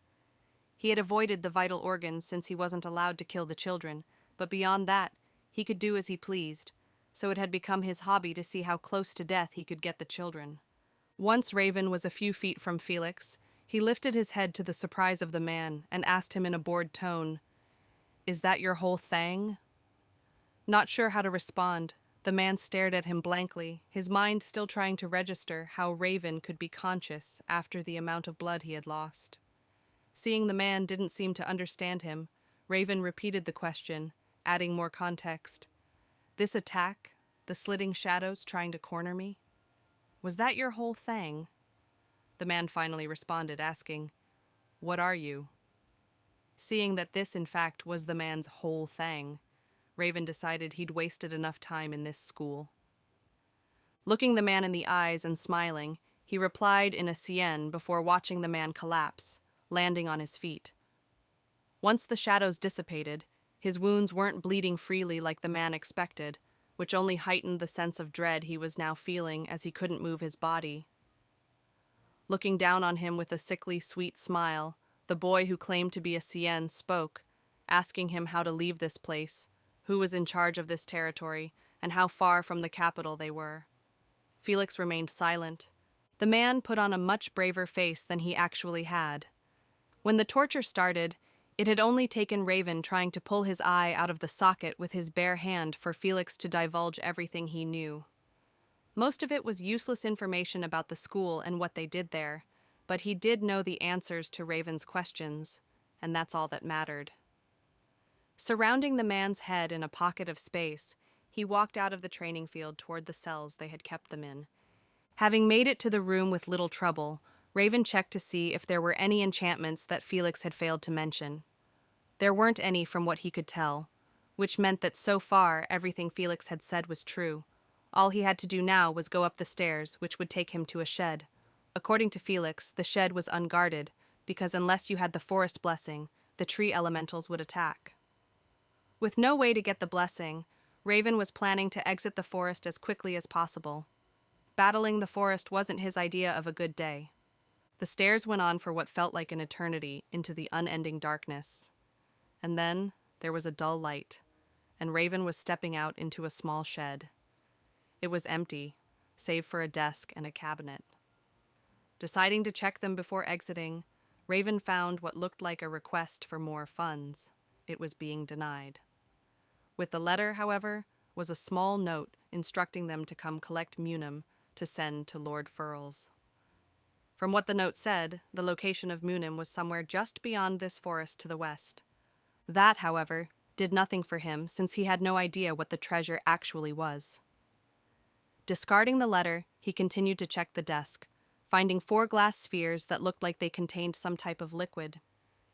Figuring they may be useful, he placed them on top of the desk. Moving on to the cabinet, he found a black backpack that had a black cloak inside. Deciding to take both items, Raven finished his search, finding nothing else of value. Now that he was done looking around, Raven was ready to move through the forest. He surrounded himself in a pocket of space before he burst through the door and out into the wild. Chapter 5. Reluctant Desire. A month had passed since Raven left the underground school. In that time, he had learned a few things. First was that he had been transported to the Eastern Land, which was on the opposite side of the nation from where he started. That had some pros and cons. He was much closer to the capital now, and the Eastern Lands were less densely populated, which made it easy for him to set up a temporary base. The drawback was that Porigami wouldn't be able to reach him anytime soon. How he ended up further than he had been at the school was a mystery, but he figured the stairway he took had something to do with it. The second thing he had learned was the name of the elf in charge of their military logistics, Akira Lizon. The rumors said that the man was a master of enchantments, but also extremely paranoid about being killed. So he kept an elite team of bodyguards that accompanied him at all hours of the day. That man was Raven's main target, as he had also learned the locations of the supply depots that had been set up in the human lands and along the forest border. The final piece of information Raven had gathered over the month, possibly the most significant at the time, was that in 3 days, Munum would be transported from the southern village it was being kept at to the capital. It was being brought there by a group called the Shangula. They were under the direct control of the Elven Council, and they would be his first targets. Raven had been training over the last month as well, feeling that his fight with the orcs had been sloppy. He spent his time gathering information and going back to the elemental forest, where there was a never-ending supply of opponents for him to battle against. Now all that was left to do was wait for the Shangula. He had picked out the area he was going to ambush them, sending Porigami to watch the capital, focusing on the council building. This would be his first test against multiple high-level opponents since facing the orcs. If he had to rely on his transformation or powers to match the enemies he faced now, he'd be dead before his mission was complete.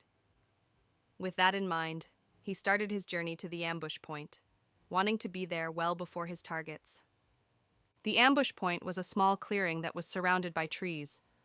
On the left side, there was a river, while to the right was a steep cliff, making the clearing the only possible option for the group to take. Raven had made sure to familiarize himself with the surrounding area before the battle took place, ensuring every possible advantage was in his favor. Being unsure what Munim was or what it did, Raven planned to keep one of the group alive to uncover the secrets of what he was stealing. The reason Raven had decided to steal Munim was simple and ultimately selfish. He wanted to make an enemy of the elf named Frills. Having felt the power that radiated from the man had made his senses tingle, screaming for him to engage the man in battle. With this, he'd have a way to entice a battle out of the man once his mission was completed, not realizing that with this one act, he'd successfully accomplished his mission. It was sunset when Raven sensed members of Shangula heading in his direction. It was a small 4-person group. From where they entered his space border, he could tell they were about 3 minutes from his current position. Raven had learned to use the pockets of space he created to form an area that he controlled. He could increase gravity, sense those that entered his space, and perform a variety of other skills that would help him against multiple enemies. He had chosen the stage to test the abilities he'd developed over the last month. The first elf that entered the clearing signaled to stop, being greeted by the sight of Raven standing in the center of the field. The elf had a green cloak that covered most of his body, as well as a mask. Being unable to identify the elf made little difference to Raven. His goal was the same regardless. Taking a second to see if the rest of the group would come out of their own, Raven felt the 2 members start to move around just out of sight, working to flank him from opposite sides. Calling out to them in his childish voice, he said, "I know there are 4 of you, and that, as I speak, 2 of you are working to surround me. I don't care what you plan. Just come at me with the intent to kill, or you won't survive." With that, Raven flared his energy to drive home the point. A voice to the left called out, "9, what are your orders?" A voice to the right replied, "You and 8 hold your position." 7, are you good with taking point on this? The center elf replied, "Of course. Now let's get this over with." The one called 7 stretched out both hands. Orbs of pale blue fire sprang to life in the center of each of them. Without warning, the orbs shot forward. Raven flipped backward, dodging the flames and watching them crash into the trees behind him. The trees seemed unaffected by the fire at first glance, but as Raven watched the fire burn, he noticed 2 things. The tree was starting to wither and die, and there was no smoke released from the fire, which meant it didn't burn. Whatever it did, Raven would have to avoid allowing the flames to touch him. It was best not to experience that firsthand.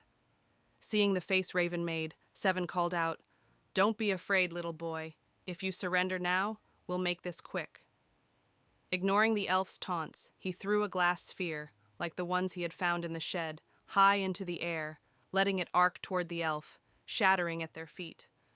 A cloud of black smoke billowed out. That was his signal to start darting left. He headed towards 9, assuming him to be the leader. Caught off guard, 7 missed Raven, darting into the forest and preparing for a surprise attack. In the forest, Raven was tracking 9, who started moving as soon as the sphere had left his hands. Seeing how 9 responded made him feel more confident in his decision to take him out first. Being trapped by the river, 9 turned to face his pursuer. The strike came without warning from above.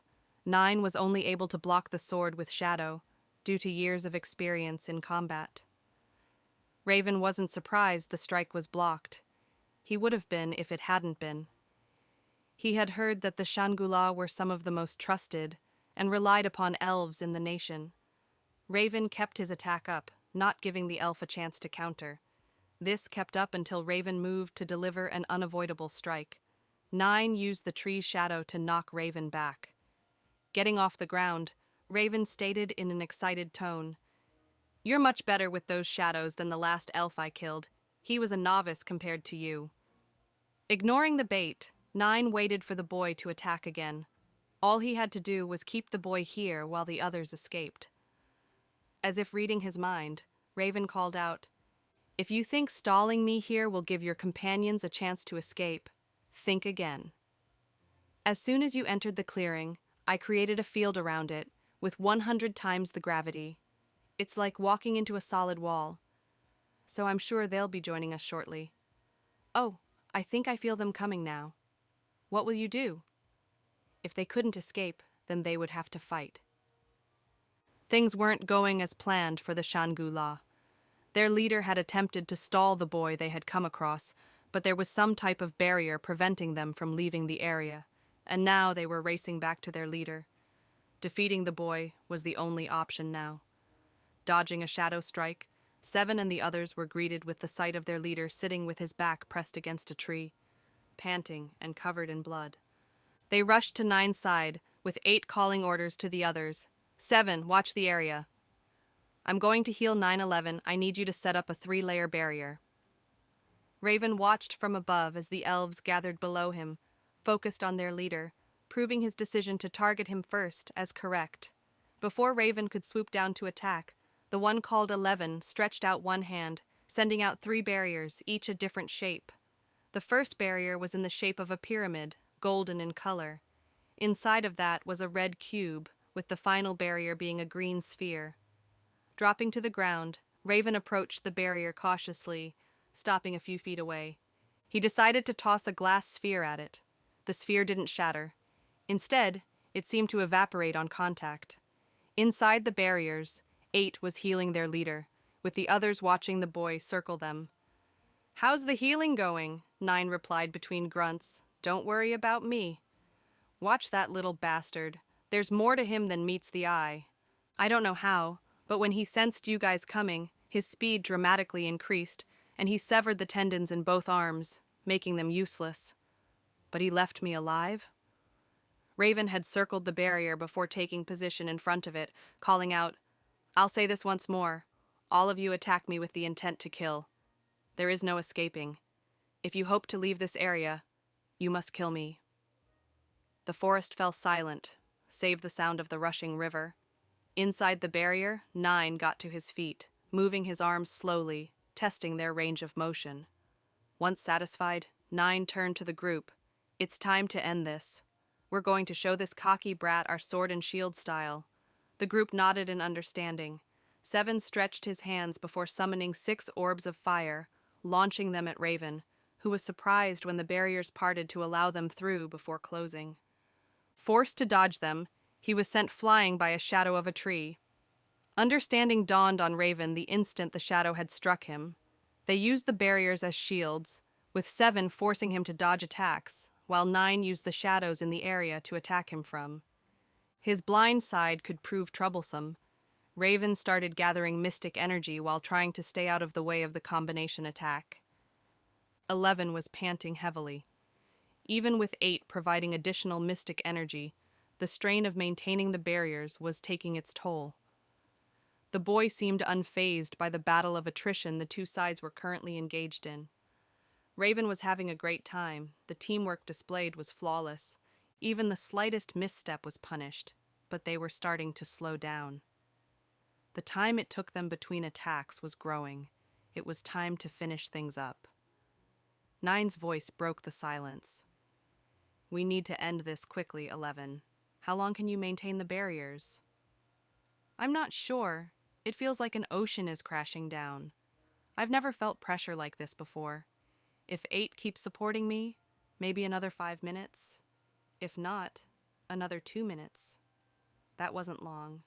9 decided they'd have to attack en masse. Just then, the barriers started to shatter. Turning to his left, to his horror, he saw a blade sticking out of 7's hands. The boy took advantage of the increased time it took for the barriers to seal after an attack. The boy mocked them, standing outside the barrier, waving his hand with a maniacal grin on his face. The adjustments Raven had made to his gauntlets had paid off. The blades on both gauntlets could be launched at long-distance targets. Now, his left blade was launched at 7, the second his attack ended, piercing his outstretched hand. This was the break in synergy that Raven needed. Jumping into the trees, he pulled out his short sword before jumping into the air above the barrier and falling towards it. While falling, Raven increased the gravity on the blade's tip to 200 times the normal amount of gravity. Raven rocketed down towards the barrier, shooting through all 3 layers of the barrier and out the other side. The barriers began to fall apart and shatter into nothingness, exposing the members of the Shangula, who prepared for battle. What followed surprised the group. The boy offered them their lives if they would give him the treasure he'd come for, saying that they had impressed him with their teamwork and had earned their lives. They declined. Never would they willingly betray their master's trust to protect their own lives. If they had to die or put their lives on the line to protect the treasure, they would do so without hesitation. Accepting their refusal to surrender, Raven settled into a familiar stance before moving at blinding speed, attacking the group. The first to fall was 8. Raven had decapitated the elf before the others could react. Now that the healer was removed, the others would be easy pickings.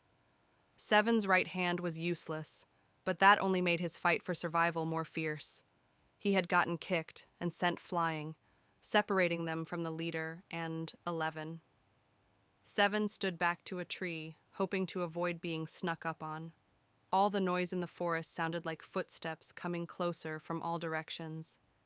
With no target in sight, 7 started to send volleys of flames in all directions.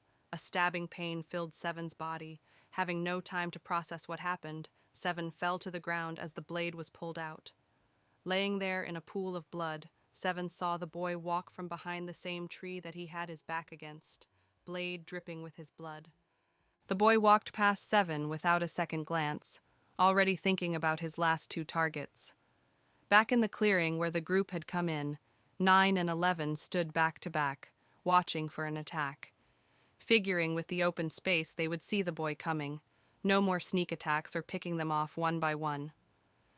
Raven stood just beyond the tree line, out of sight. He saw the 2 elves back to back, waiting for him to make a move, which he was more than willing to oblige. The battle was over before it began. Raven launched his gauntlet blade shrouded in mystic energy. When it reached the elf, he increased the gravity on the blade to increase its piercing power. It flew through the elf before he even knew what was happening. Stepping out of the tree line, Raven walked slowly towards the last remaining elf, who seemed ready to fight to the death. That wouldn't do. He needed the elf alive. He had searched the other bodies, but the treasure wasn't there. This would all be a waste if he didn't get the treasure. The power of the Shangula had been exaggerated. If these 4 represented some of the best they had to offer, then he'd have to reconsider his plan to wipe the whole group out. They weren't strong enough to be a target of his. Putting his future plans out of his mind, Raven moved faster than the elf could track. He felt 4 cuts on his body before falling to the ground. 9 lay there, waiting for the boy to come finish the job.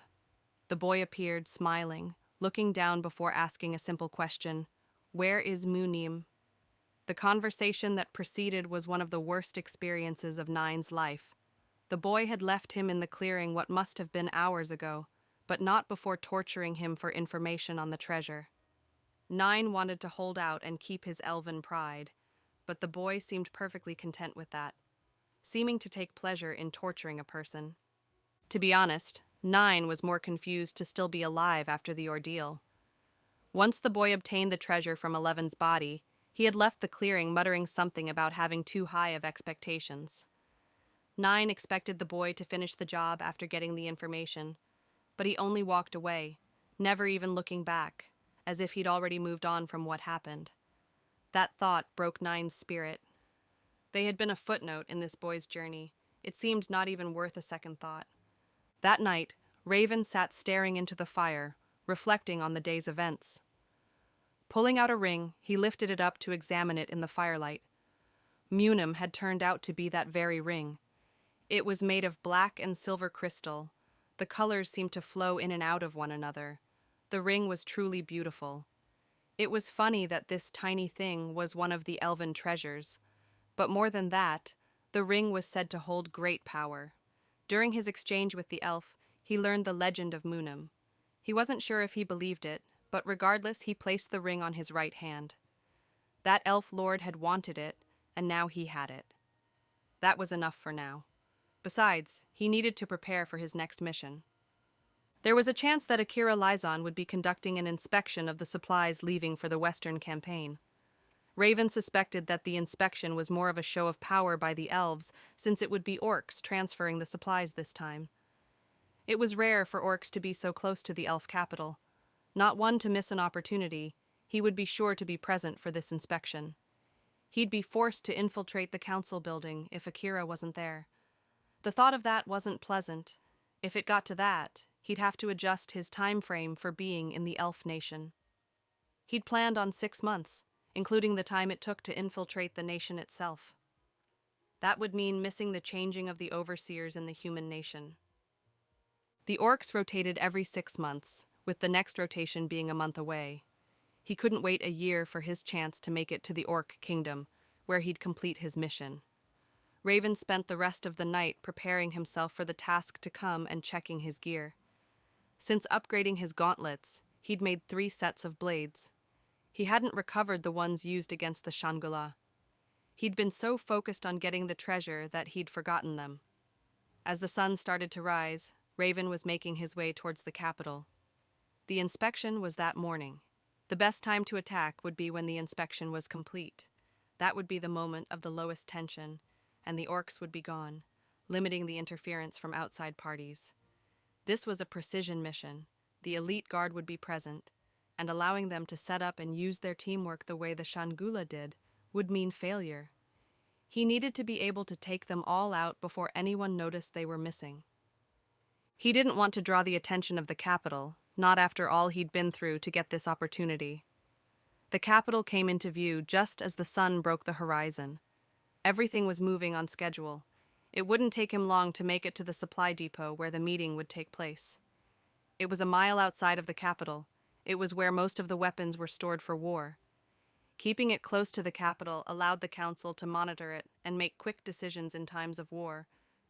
The Elf Nation was a monarchy of sorts, with a ruling family chosen by vote every 100 years. While the king or queen ruled over the nation in times of war, the council took a more active role. They were a collective of past rulers of the nation who dictated the targets and goals of war. The capital was home to the council as well as a small military that was able to mobilize within the hour. They were used to defend the capital as well as the supply depot. Catching the attention of the council was the last thing Raven wanted to do. Not only did they have a small army at their disposal, but they were all powerful elves in their own right. While fighting them one-on-one was a chance Raven would jump at, now wasn't the time for personal goals. The mission came first.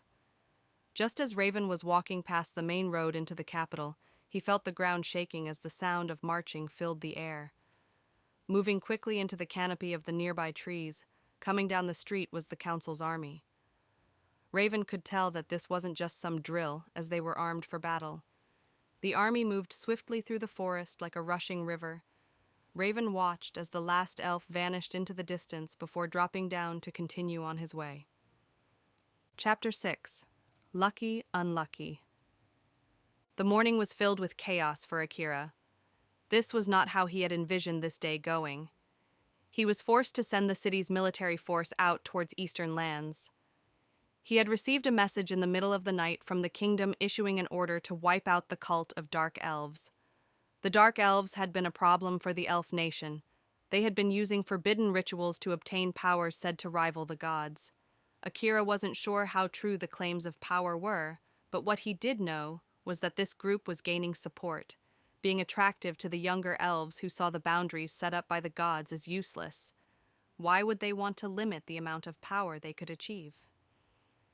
When the first rumors of the group's existence surfaced, he'd been summoned to the kingdom for a private meeting between the king and the various lords who maintained order throughout the nation. He was there as the council's representative. The meeting had been tense, and he was told to stay afterwards with him and the king alone. The man took a deep breath before his face became deadly serious.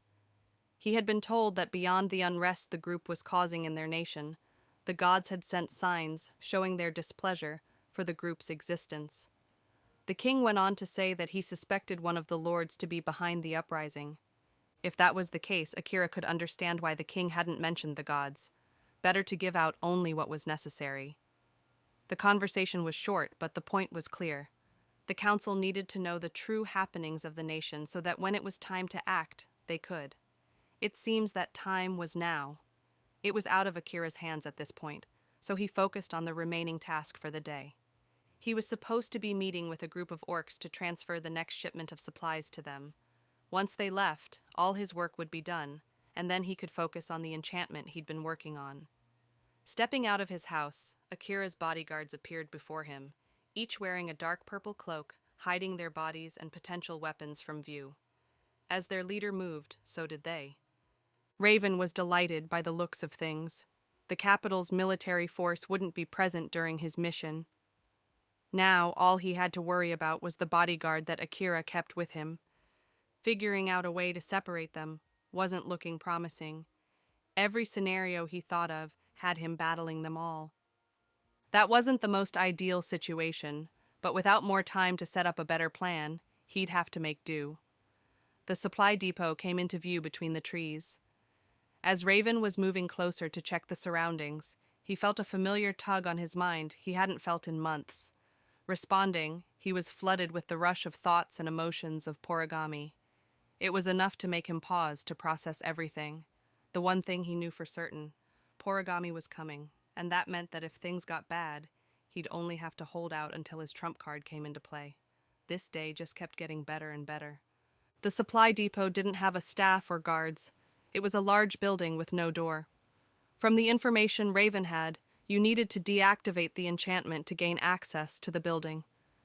After checking the perimeter of the area and familiarizing himself with the layout, he retreated to the tree line. The orcs were the first to appear at the supply depot.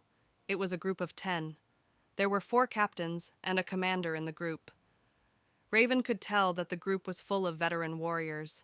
It seemed they had increased the number of warriors that were sent into the human nation since he lived there. Shortly after the orcs arrived, Akira and his guards appeared in front of the depot. Akira touched the building, causing a large door to appear, signaling for the orcs to follow. They walked into the building. Things were going smoothly for Raven so far. Both groups were inside, which meant he could get closer with little worry. His plan was to take out one of the guards at the start of the battle. He'd use the element of surprise to his advantage. Besides that, he'd have to focus on a defensive tactics. Checking his gear, Raven sat on the roof of the building, waiting for this moment to strike. He'd created a space pocket around the building. He could create a gravity barrier as soon as the orcs exited the building, which would prevent any interference, regardless of how unlikely it was. The problem now was making it into the building undetected. His cloak suppressed his Kani, allowing him to move without the worry of being sensed. It also took on the surrounding color and texture, allowing Raven to keep out of sight as well. His abilities in enchantment were limited. He had crafted the cloak and his gauntlet launchers through what he was able to pick up while surveying the capital. The amount of enchantments that were in operation was astonishing. He'd never imagined how useful the art of enchantment could be. He had examined the symbols and deciphered and recreated what he could. His belt was also adorned with symbols that allowed him to attach and carry his glass spheres. He'd also learned to make his own spheres with various effects. With the limited supplies, he was only able to make 8 spheres. 4 of them produced dark smoke that masked scent and sound. The other 4 caused loud sonic booms that affected the equilibrium of those in the blast radius. If he had more resources, he would have made shatter grenades. They imploded before spraying the glass shards in all directions with enough force to pierce an inch deep into steel, but he didn't have access to diamond glass, which was the material used to create the spheres. Without that, the shatter grenades lacked the piercing power to be an effective weapon. He had also added a strengthening enchantment to his scabbard and his body armor. This gave him better protection without adding weight. The short sword he carried now had an enchantment on the tip and hilt that allowed him to channel his Kani to the blade, enabling him to cut space itself. This was a defensive move that he used to block long-range attacks. He'd developed it while fighting the forest elementals, who launched beams of condensed nature energy from their mouths, as well as being able to shoot spine needles.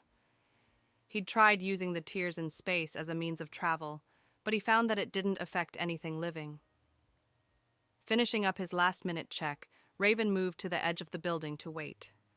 The door opened with the group of orcs, and 2 of Akira's bodyguards stepped out of the building. 4 of the orcs were carrying a large chest, with the others forming a perimeter around them. They were heading for the tree line. It seemed Akira was unwilling to allow the orcs freedom to travel the Elf Nation. As they vanished into the forest, Raven sprung into action, bursting through the door. He let loose a glass sphere that shattered, releasing a thick black smoke, darting toward the closest guard. At least that was what was supposed to happen. As soon as Raven had burst into the building, The guard on the right had created a barrier around them that incinerated the glass sphere, leaving Raven exposed. Akira spoke in a calm voice. "If you surrender now, your life will be spared. I don't care why you attacked. Surrender or die." With that, Akira looked expectantly at Raven, who ignored the question, opting to drop another sphere at his feet, using the smoke as cover for him to move to the left side of the building. Akira stood there, looking unfazed by Raven's actions, turning to face his guards, before giving his orders. "Zaza, remove the barrier. We're going to find the would-be assassin and get rid of them. Kyoko, send a flare out for the others." The guards went into action as soon as the orders were given. Once the barrier was down, Kyoko shot a flare through the ceiling, letting it burst in the sky. Raven was behind a pillar, his mind racing. He'd lost the element of surprise and any hope of taking out a guard before the battle truly got underway. He'd have to take them head on. Getting cornered was the worst possible outcome. So without further hesitation, he walked out from behind the pillar, gauntlet blades ready. The 3 elves prepared to engage, with the 2 guards moving forward. From what Raven knew, Akira's guards each controlled a different type of magic. He'd seen the one called Zaza create and remove the barrier, so that meant that Kyoko controlled either twilight, pressure, or eclipse magic. Kyoko started moving towards Raven first, slowly picking up speed as she moved. Raven mimicked her movements, matching her speed so they'd meet in the middle of the building. Grabbing 2 handfuls of throwing daggers, she tossed them ahead of her, forcing Raven to dodge, smiling at this. Black tendrils exploded from under her cloak, attaching themselves to the daggers before launching them in the direction Raven had dodged. Caught off guard by the dagger's new trajectory, Raven was unable to dodge all of the blades this time, so he deflected what he couldn't dodge. The female elf stood there, her tendrils slowly waving around her, each holding a dagger. Turning her head to see her companions, she called out in a sickly sweet voice, "Hey boss, please let me take care of this one. I never get to cut loose, and he seems fun." She put emphasis on the last word, making Raven cringe. Akira simply shrugged his shoulders. Kyoko beamed, before Akira added in the same calm tone, "Be quick. If the others get back before you're done, I won't stop them from killing him just so you can keep playing." Kyoko huffed, before nodding in acceptance. She preferred to enjoy her kills, savoring the time it took to shred her opponents to ribbons, but she knew the others wouldn't stand for that, always ending battles before they could get properly started. Raven watched the exchange, feeling his temper rise as they seemed to look down on him as nothing more than a nuisance. He hated being underestimated, but he'd make them understand that it was them who were staring death in the face. Raven started to gather his kani before surrounding himself in a space pocket, launching forward. Kyoko was surprised to see the boy's speed had doubled. Her tendrils moved forward, some tossing daggers while others moved like bladed arms, slashing at the boy who was having no problem evading her attacks while gaining ground. Raven retracted his right blade before using his hand to snatch a dagger out of midair and throw it back at Kyoko in one fluid motion. She attempted to block it with her tendrils, but the dagger tore through them like paper, passing by Kyoko and cutting her arm in the process. This caused her to pause, gazing at the boy before calling out, "What's your name?"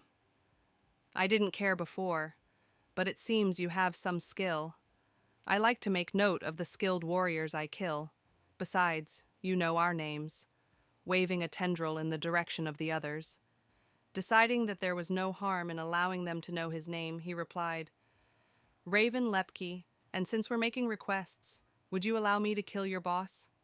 I'd be glad to finish our fight once my mission is complete."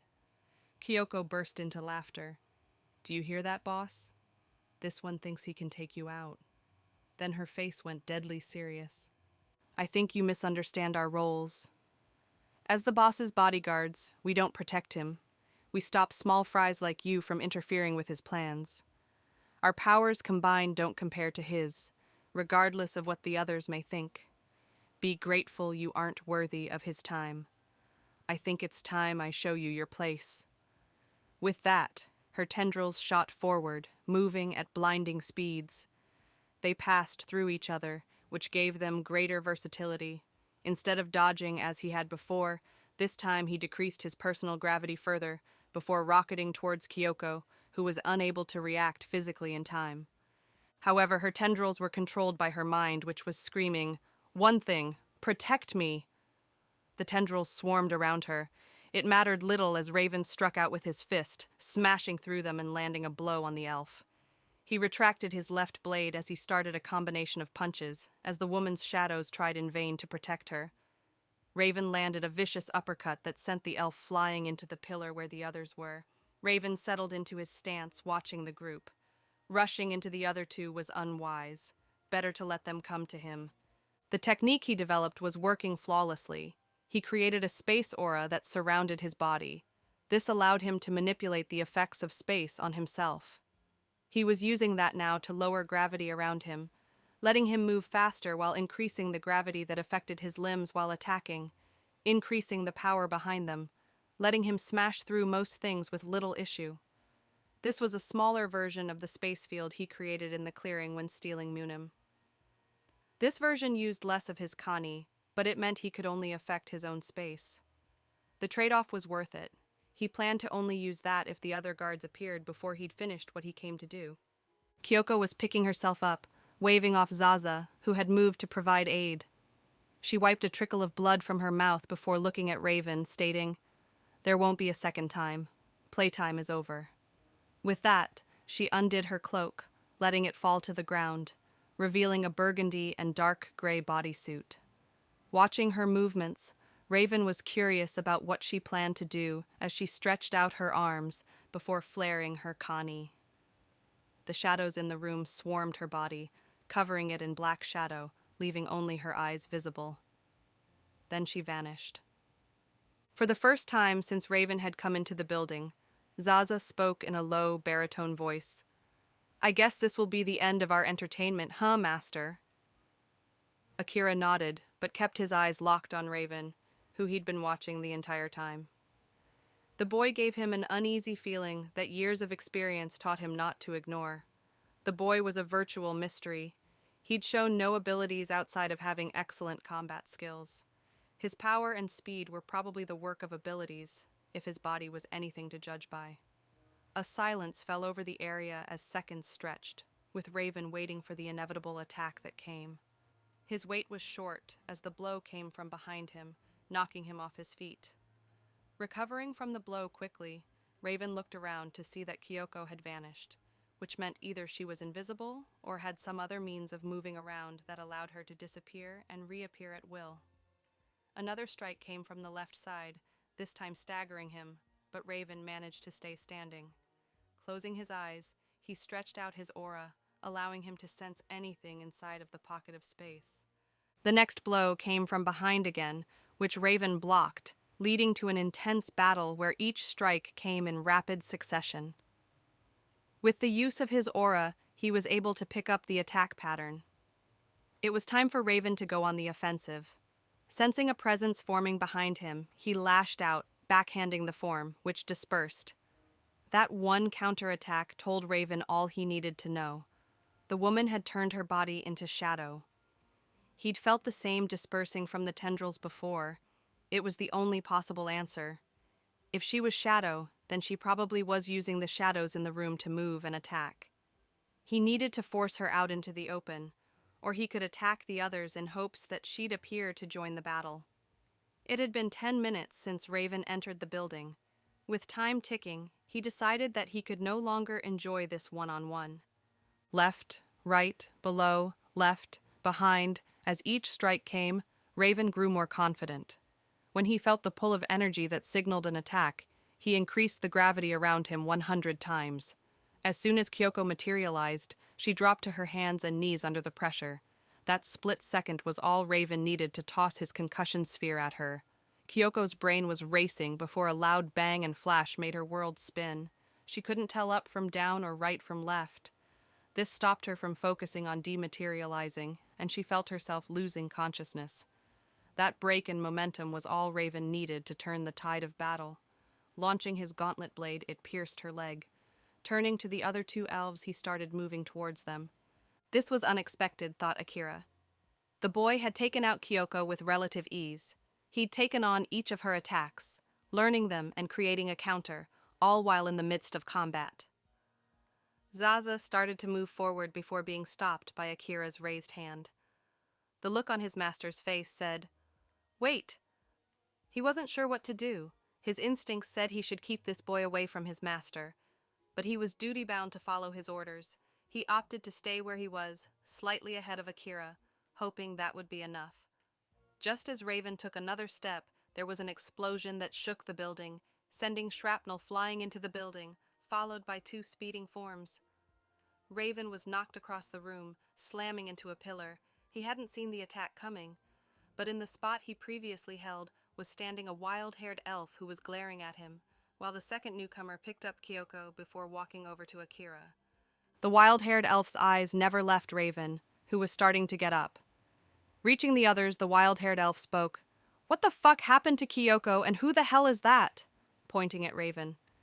Not waiting for a response, he continued, "Never mind that, Zaza. Why weren't you fighting?" The second elf spoke up now. "Hex, she probably wanted to face that boy alone. As to why she's injured, I'm sure she was careless and attempted to enjoy the kill, as she would say." This answer seemed to satisfy Hex as he looked at the others. "Zaza, take Kyoko and the old man out of here. Me and Lyoko will handle this and meet you at the capital." Not waiting on a reply, Hex turned towards the boy, gathering his energy as Lyoko did the same. Akira's voice stopped the two in their tracks. "We won't be leaving. That boy is too dangerous to leave any room for error." He defeated Kyoko with little effort, and without revealing much about his abilities, Lyoko interrupted, sounding skeptical. "Are you sure it was his skill and not Kyoko's incompetence that led to her defeat?" casting a disparaging glance at her as he finished his statement. "Your sister did start off underestimating the boy, but he defeated her while she was shadow dancing." It was Zaza who had spoken up this time in defense of Kyoko, who had regained consciousness during her brother's remarks. She kept her head low, not meeting the other's eyes. Hex yelled, "I hate to stop this riveting debate, but the boy is getting up." The others looked to see that Hex was right. The boy was getting up, using the pillar for support. Raven was glad he had decided to enchant his body armor. That blow would have shattered his ribs otherwise. Mentally, he took stock of his gear. He had 2 smoke spheres, 3 concussion spheres, and 1 gauntlet blade. That would be enough to stall them until Porigami arrived. He could feel their connection growing while he battled the female elf. It was only a matter of time now. The best thing would be for them to come to him. Akira was finished issuing his orders. Hex and Lyoko were going to face the boy, while Zaza encased them in a barrier, limiting the room the boy had to maneuver in. Kyoko's shadows would be able to pass through the barrier, allowing her to assist in combat. There had been some objections to this plan by Hex, who wanted them to leave it to him and Lyoko, but they would follow their orders flawlessly regardless of personal feelings. The guards advanced, moving in unison, causing Raven to split his focus 3 ways. The first to reach him was Lyoko. The two engaged in hand-to-hand combat, the elf using his size to his advantage, keeping close enough to strike out but far enough that the boy's arms couldn't reach. Growing tired of being on the defensive, Raven extended his gauntlet blade, catching the elf off guard and forcing him back. Just then, a barrier sprang up surrounding him, with the elf looking around. He saw Zaza standing with both his hands extended outside of the barrier. At the edge of the barrier was that wild-looking elf. They hoped to trap him inside with the 2 elves, it seemed. The 2 elves moved towards the boy from both sides, picking up speed as they moved.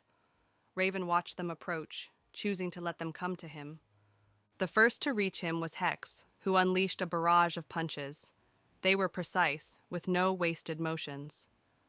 Lyoko followed up quickly with quick jabs that were more to keep him contained. These 2 had flawless teamwork. It was all he could do to block the attacks. He'd have to break their synergy if he wanted to go on the offensive.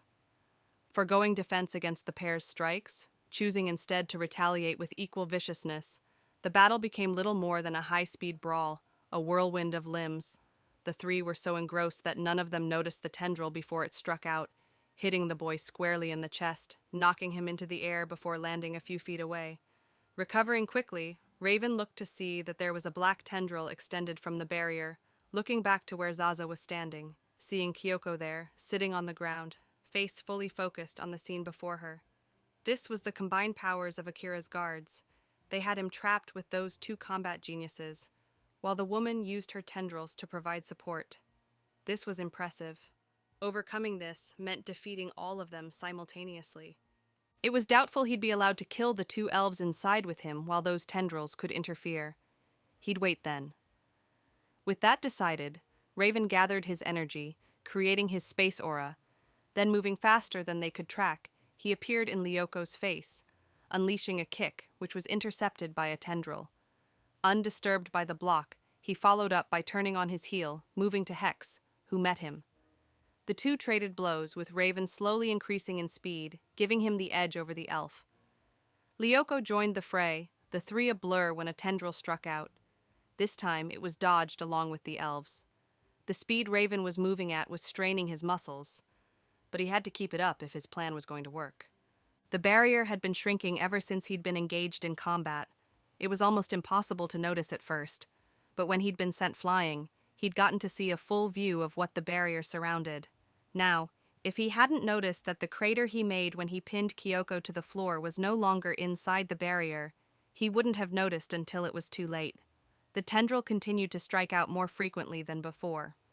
The three attacks kept Raven from using his speed to dominate one opponent, but that also meant they had to keep one another safe, picking their attacks wisely.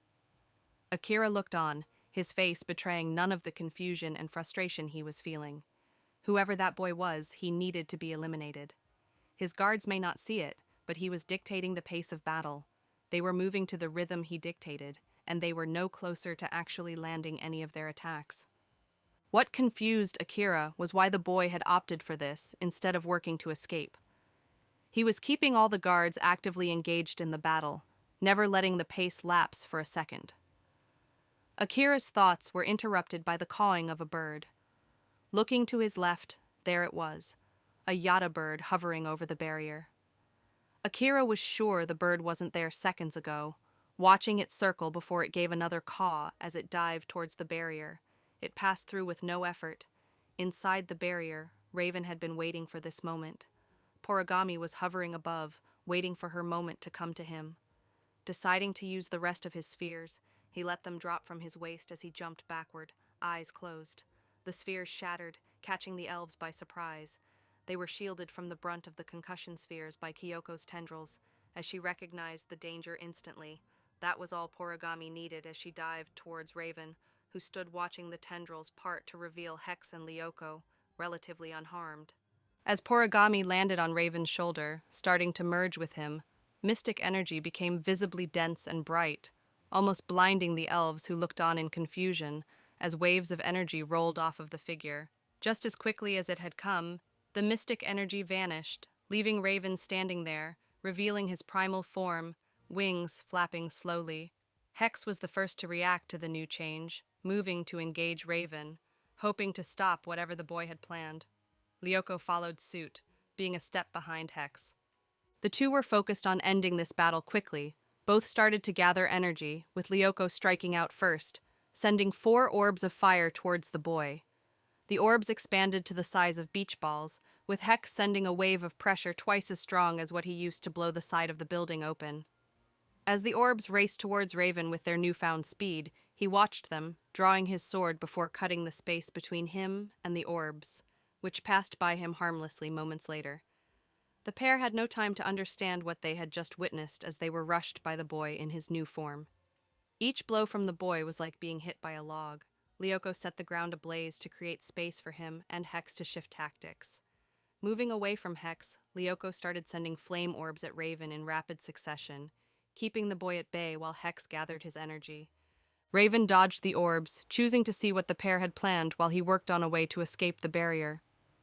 Pushing his energy outward, Raven created a space pocket the size of the barrier before focusing his energy to crash down on the barrier. It was stronger than he expected, as it survived his initial attack.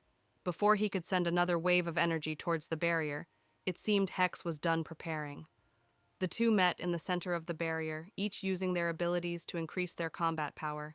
They traded blows at a staggering pace, shaking the building as they battled. Lyoko was stuck watching the fight as the two moved too much for him to aim accurately at the boy. As things continued, Hex noticed he was taking more and more blows than when they first engaged. He could keep this pace up for a full 10 minutes without tiring, but this was different. His body felt like it was getting heavier and heavier as time passed, slowing his reaction speed. Hex was knocked back by a vicious uppercut. As he regained his footing, the barrier around them shattered, which caused the elves in the center to look toward Zaza, to see that he was panting heavily on his hands and knees, dripping with sweat. Kyoko looked worried, unsure of what happened. 1 second, things were fine. Then the next, Zaza seemed to be straining against an invisible force before collapsing as his barrier shattered. It was time to wrap things up. Having escaped the barrier, Raven focused on Zaza, moving towards him. Before the others could react, he launched his remaining gauntlet blade at the elf. Unable to dodge, the blade pierced his side, coming out of his abdomen. The remaining elves stood stunned at what had just transpired. In seconds, the boy's new form was dangerous. Akira stepped up, regaining his composure first, ordering the others to support him as he gathered his energy before he shot towards the boy at blinding speed. Raven compressed Akira's space as soon as he started moving, but found that for some reason he couldn't keep hold of him, as if his energy was being disrupted when it came into contact with him. From what he knew, Akira was considered a walking fortress, with the amount of enchantments that he had placed on himself.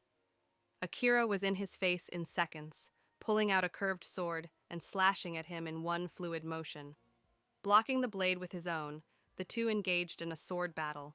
The two seemed evenly matched, with Akira's veteran experience allowing him to keep pace with the boy's speed and power. Raven ducked a slash before disengaging from the clash, taking to the air where he'd be able to decide the best way to take out the guards. He wasn't given any time as Lyoko sent the eclipse orbs in his direction, expanding and bursting when they got near him. Dodging the first few orbs, Raven used his sword to cut the space in front of him, allowing the orbs to pass by him harmlessly. Spreading his wings, Raven released a torrent of feathers, which were blocked by Kyoko's tendrils. She shielded the group from his attack. Raven was irritated. His feather attack was being negated by the tendrils. They also provided Lyoko cover, allowing him to remain unseen while attacking, making it harder to counter his attacks. Having had enough of the stalemate, Raven created a space pocket covering the building before extending his hand, using his gravity manipulation to pull Kyoko into the air towards him. Kyoko was in a state of shock. Her body had been snatched from the ground by some invisible force, and now she was soaring towards the waiting boy who had a manic grin plastered on his face. She could do nothing to stop her trajectory, but she could still fight. Curling her body into a ball, she used the shadows she cast to create tendrils resembling a spiked ball, poised to strike when she was close enough to the boy. Releasing another torrent of feathers, they tore through the tendrils shielding Kyoko, leaving her exposed. Raven increased his pull on the woman, making her fly faster towards him. When she was close enough, he used his blade to pierce the woman's chest before letting her body fall to the floor. Lyoko watched in horror as his sister's lifeless body fell to the floor, landing with a dull thud that echoed throughout the building. The deafening silence that followed was shattered by an unnatural cry. The sound conveyed the pain and sorrow. Soon, the cry turned to rage as Lyoko lifted his head, glaring murderously at the boy who had killed his sister. Gathering his remaining energy, he sent a barrage of orbs about the size of an orange speeding towards Raven, who used his sword to rip space. However, the orbs changed directions, scattering in all directions before rocketing towards him. The orbs were moving too fast for Raven to dodge them all. He had been caught off guard by the sudden change in trajectory. He was forced to send a wave of gravity out from his body, sending all the orbs flying back in the directions they came, damaging the building in the process. That was not the end of it, as Lyoko sent another barrage at the boy, who this time was ready for it, zigzagging in the air as he weaved through the orbs that filled the building. The remaining elves were astounded by the sight before them. It looked as if the orbs and the boy were engaged in a deadly dance. Hex felt powerless. Every time he attempted to use his pressure manipulation, it was countered by an opposing force. He had tried to use his ability to save Kyoko, but found himself unable to. Now he was forced to watch as his best friend was engaged in battle with what he could only consider, at this point, a monster that had worn the disguise of a boy. The dance continued, with Hex watching every move, looking for any opening he could use to help his comrade. As he watched, he noticed that the boy seemed to be moving closer and closer to Lyoko, who seemed to be solely focused on killing the boy in front of him. Hex shouted a warning, which seemed to fall on deaf ears as he kept his eyes on the boy, never letting up the pace of his attack for a second. On the contrary, it seemed his attacks had started to intensify, as his frustration at not being able to hit the boy only grew. Having made it close enough to the group of elves, Raven repelled the incoming orbs. However, this time he focused on only the orbs directly in front of him, sending them towards the elves, while releasing a torrent of feathers from his back to intercept the remaining orbs. Using the debris as cover, Raven swooped down towards Lyoko, who was too focused on dodging the orbs to notice. Hex realized what was happening and shouted a warning, being too far to intercept the boy. Lyoko looked up just as the boy was right above him. Attempting to move, he found his body stagnant, as if he was trying to walk through shoulder-high sand. The last thing he saw was that monster's malicious grin before the sword pierced through his heart. Not wasting another moment on the elf he had just killed, Raven immediately took to the air before launching a torrent of feathers at Hex, who was struck in his shoulder, unable to dodge them all. The feathers didn't hurt, which surprised Hex, who had expected the attack to be more powerful. He guessed it made sense that a widespread attack would lack the power of more focused ones. He moved to meet the enemy and avenge his fallen friend and comrades, attempting to pull the feather out of his shoulder, but found that he couldn't grasp it. His hand passed through the feather as if it wasn't even there. Before he could examine his shoulder further, there was another torrent of feathers headed towards him. This time he was hit all over his body. Raven landed a few feet away from Hex while staring at Akira before speaking. "Your last guard is now trapped, so what will it be now? Will you face me yourself or try to escape?" Hex was confused. He may have been unable to pull out the feathers, but he felt fine. Moving to step in front of Raven, he noticed he was able to use his pressure ability, even though when he tried to send a pressure wave out, nothing happened. Once he was close enough, he struck out at the boy who had been standing there still, waiting for the boss's answer. His fist passed through the boy, leaving Hex confused as to what was going on. His abilities seemed to work, but he was unable to touch the boy. Raven chuckled at the elf's attempts to touch him, but otherwise ignored him, preferring to stare at Akira, waiting for his response. Akira's mind raced.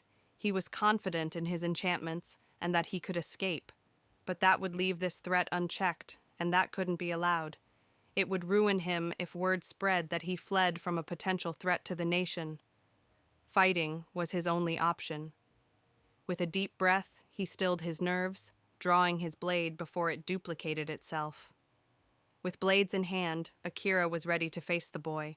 The two moved with a grace that Hex had never seen before. Each move they made was precise, wasting no movements. It was an exchange of dodges and blocks. Their movements were hard to see and impossible to predict. If Hex were to describe the scene before him, it would be two dragonflies caught in a whirlwind, each one gracefully avoiding the other, while still moving to an unseen flow. Raven was focused on the battle. He only had about 5 minutes before the feather prison wore off, intent on finishing the fight quickly. Focusing on a defensive sword fight while he was using his gravity manipulation to constantly hammer away at Akira's enchantments, as the fight continued to rage on, Raven noticed that the elf was slowing down, but he seemed unaware of the change himself. That gave Raven the inspiration to finish the battle. Raven matched the elf's pace while continuing to assault his enchantments. The combined attacks were taking a toll on the elf, whose face was strained. Akira was almost out of Kani. His enchantments were draining him constantly. The only silver lining was that the boy was slowing down as well. Deciding that it would be better to forego his defensive enchantments and focus the last of his energy on the hidden enchantment in his blade that made it so. When the blade came in contact with something else, it caused an explosion. Feeling confident in his plan, he moved to strike the boy, planning to drop his enchantments at the last moment. What happened next shocked Akira. As soon as his defenses dropped, he was slammed with the force of gravity. Raven couldn't be more pleased by the turn of events. He had been constantly increasing the force of gravity, waiting on the enchantments to fail, but Akira had fallen for his ruse, taking his slowing down as a sign of fatigue. How wrong he was. Akira was on his knees, barely keeping himself from being pressed to the floor. His blades lay forgotten at his sides in two small craters they had caused. Explosions occurred when he dropped them. He couldn't move his body, so he was forced to watch helplessly as the boy approached him. The look on Akira's face made Raven swell with joy. The look of complete defeat was nothing less than intoxicating. This is what he lived for, crushing his enemies, leaving them no hope before taking their life. Stalking forward, his mind drifted to what his next move should be. He'd have to leave the Elf Nation. Heading to the coast would be best, but he needed a way to shorten the journey. Raven snapped out of his thoughts once he was facing Akira before uttering a single statement. "At least you didn't run." Sparing the elf no other thought, he stabbed the elf through the chest before turning to face Hex, who was still trapped in the feather prison. Raven was debating if he should just escape now, leaving the elf alive, or if he should kill him now. As he wrestled with the cons of letting him live, a purple and green portal opened up behind the elf before a feminine figure stepped out. Her body was obscured, except her hands, which had two orange gems embedded in the back of them. The hands moved silently from the portal, grasping Hex by the neck and snapping it before he could even understand what was going on. As his body fell to the ground, the figure stepped out of the portal to reveal a slender, elven woman. Her skin was ash gray, and her eyes were a deep, burnt orange. She had no pupils that Raven could see, and she wore black and white monk-style pants as well as a black and white monk-style shirt, which left her arms bare, showing intricate lines and symbols covering her hands and arms, going all the way to her shoulder. She looked at him before opening her mouth to speak. Her voice was so soft and light that Raven almost missed what she said. "Forgive my intrusion in your fight, but I couldn't wait any longer to speak with you." Raven was surprised by this declaration. She made it sound like she'd been waiting for a while. That was impossible. He'd never seen her before. This gave him pause. He needed to gather information. "I have 3 questions I'd like to ask you." The woman nodded at this, so Raven began. "Who are you? Why do you want to speak with me? And how did you kill him when he was in a separate pocket of space?" The woman thought of the best way to answer the boy's questions since she had questions of her own that needed to be answered. Better to be forthcoming with information. "I am Gila, one of the founders of the Dark Elves, a small group within the nation focused on reaching the pinnacle of the mystic arts. The reason I wish to speak to you is that I was tasked with assassinating Akira, but when I arrived to carry out my mission, I found you engaged in combat and winning against his guards. So I watched the entire battle, and now I want to know what your reason was for trying to kill Akira. Also, who are you? I was able to kill him because I can enter and exit any plane of existence freely, so reaching him was easy." Choosing to ask another question instead of answering the woman, he said, "Why does it matter the reason for his death?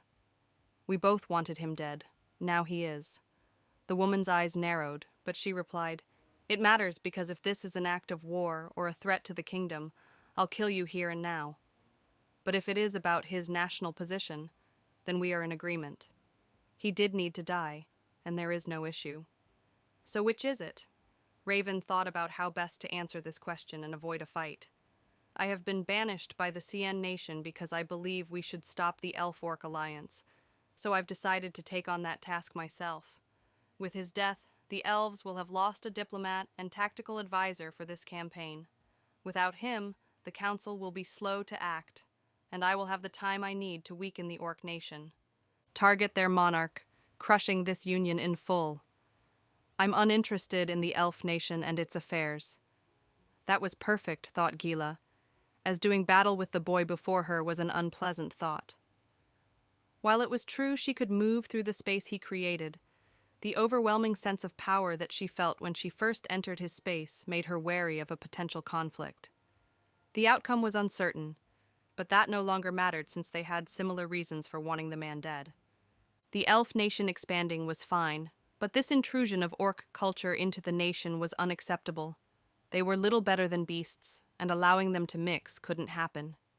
Speaking to the boy, "That's fine.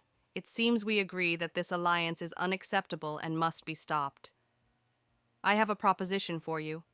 What if I provide you assistance in your mission, and you promise to leave the elf nation tonight since your business here has concluded?"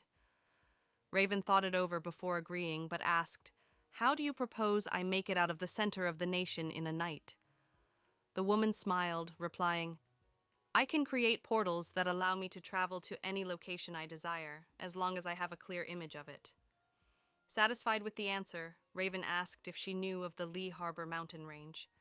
Thinking for a second, she said, "I don't know the mountain range, but these stones allow me the ability to give thoughts image, allowing me to see the area I need to travel to. You just need to picture the area in your mind in as much detail as possible." Raven nodded before adding, "Don't think that because I'm willing to work with you now means I trust you. It just happens that getting to the human nation as quickly as possible is my goal. If you try anything, I won't hesitate to kill you." Chuckling at that, the woman nodded before reaching out to grasp his hand. She saw a mountain range with a stormy coast. The view was from the sky. Gila recited in detail the mental image that she saw, proving to Raven that she indeed saw into his mind. That notion was frightening. Without releasing Raven's hand, Gila moved forward. A portal materialized about 2 feet away. It was large enough for the two of them to walk through comfortably. Raven spared the scene one last look, viewing the destruction his battle had caused, before looking into the portal and stepping through with his temporary partner. Chapter 7. Step in the Wrong Direction. It had been a month since Keela had transported Raven back to the human nation. He had spent his time watching the port city Caldeum, which was the launch point for the Elf-Orc invasion. There could only be one target, the Valak Temple. It was the only point where the Ushaka nation touched the surface. Raven needed to take over an orc ship if the next phase of his mission was to start. With that one thought in mind, we find Raven tracking the movement of port city inhabitants. The invaders moved through the city clumsily, showing their inexperience with human cities. Raven often found himself following lost orcs in the night in attempts to gather information. Raven had made camp in the mountains, which was made possible by Hela. She had left a seal at the entrance to the mountain range that transported him to a cave high above the city. It wasn't the best place to gather information, but it kept him safe. Hela had stayed the first couple of weeks, spending her time lazing about in the cave, or assuming the appearance of a human and going to the beach. When she did this, she refused to spend any time gathering information, claiming it would take too much energy. Thinking on that woman irritated Raven. She seemed so lackadaisical about her supposed position and what lay ahead.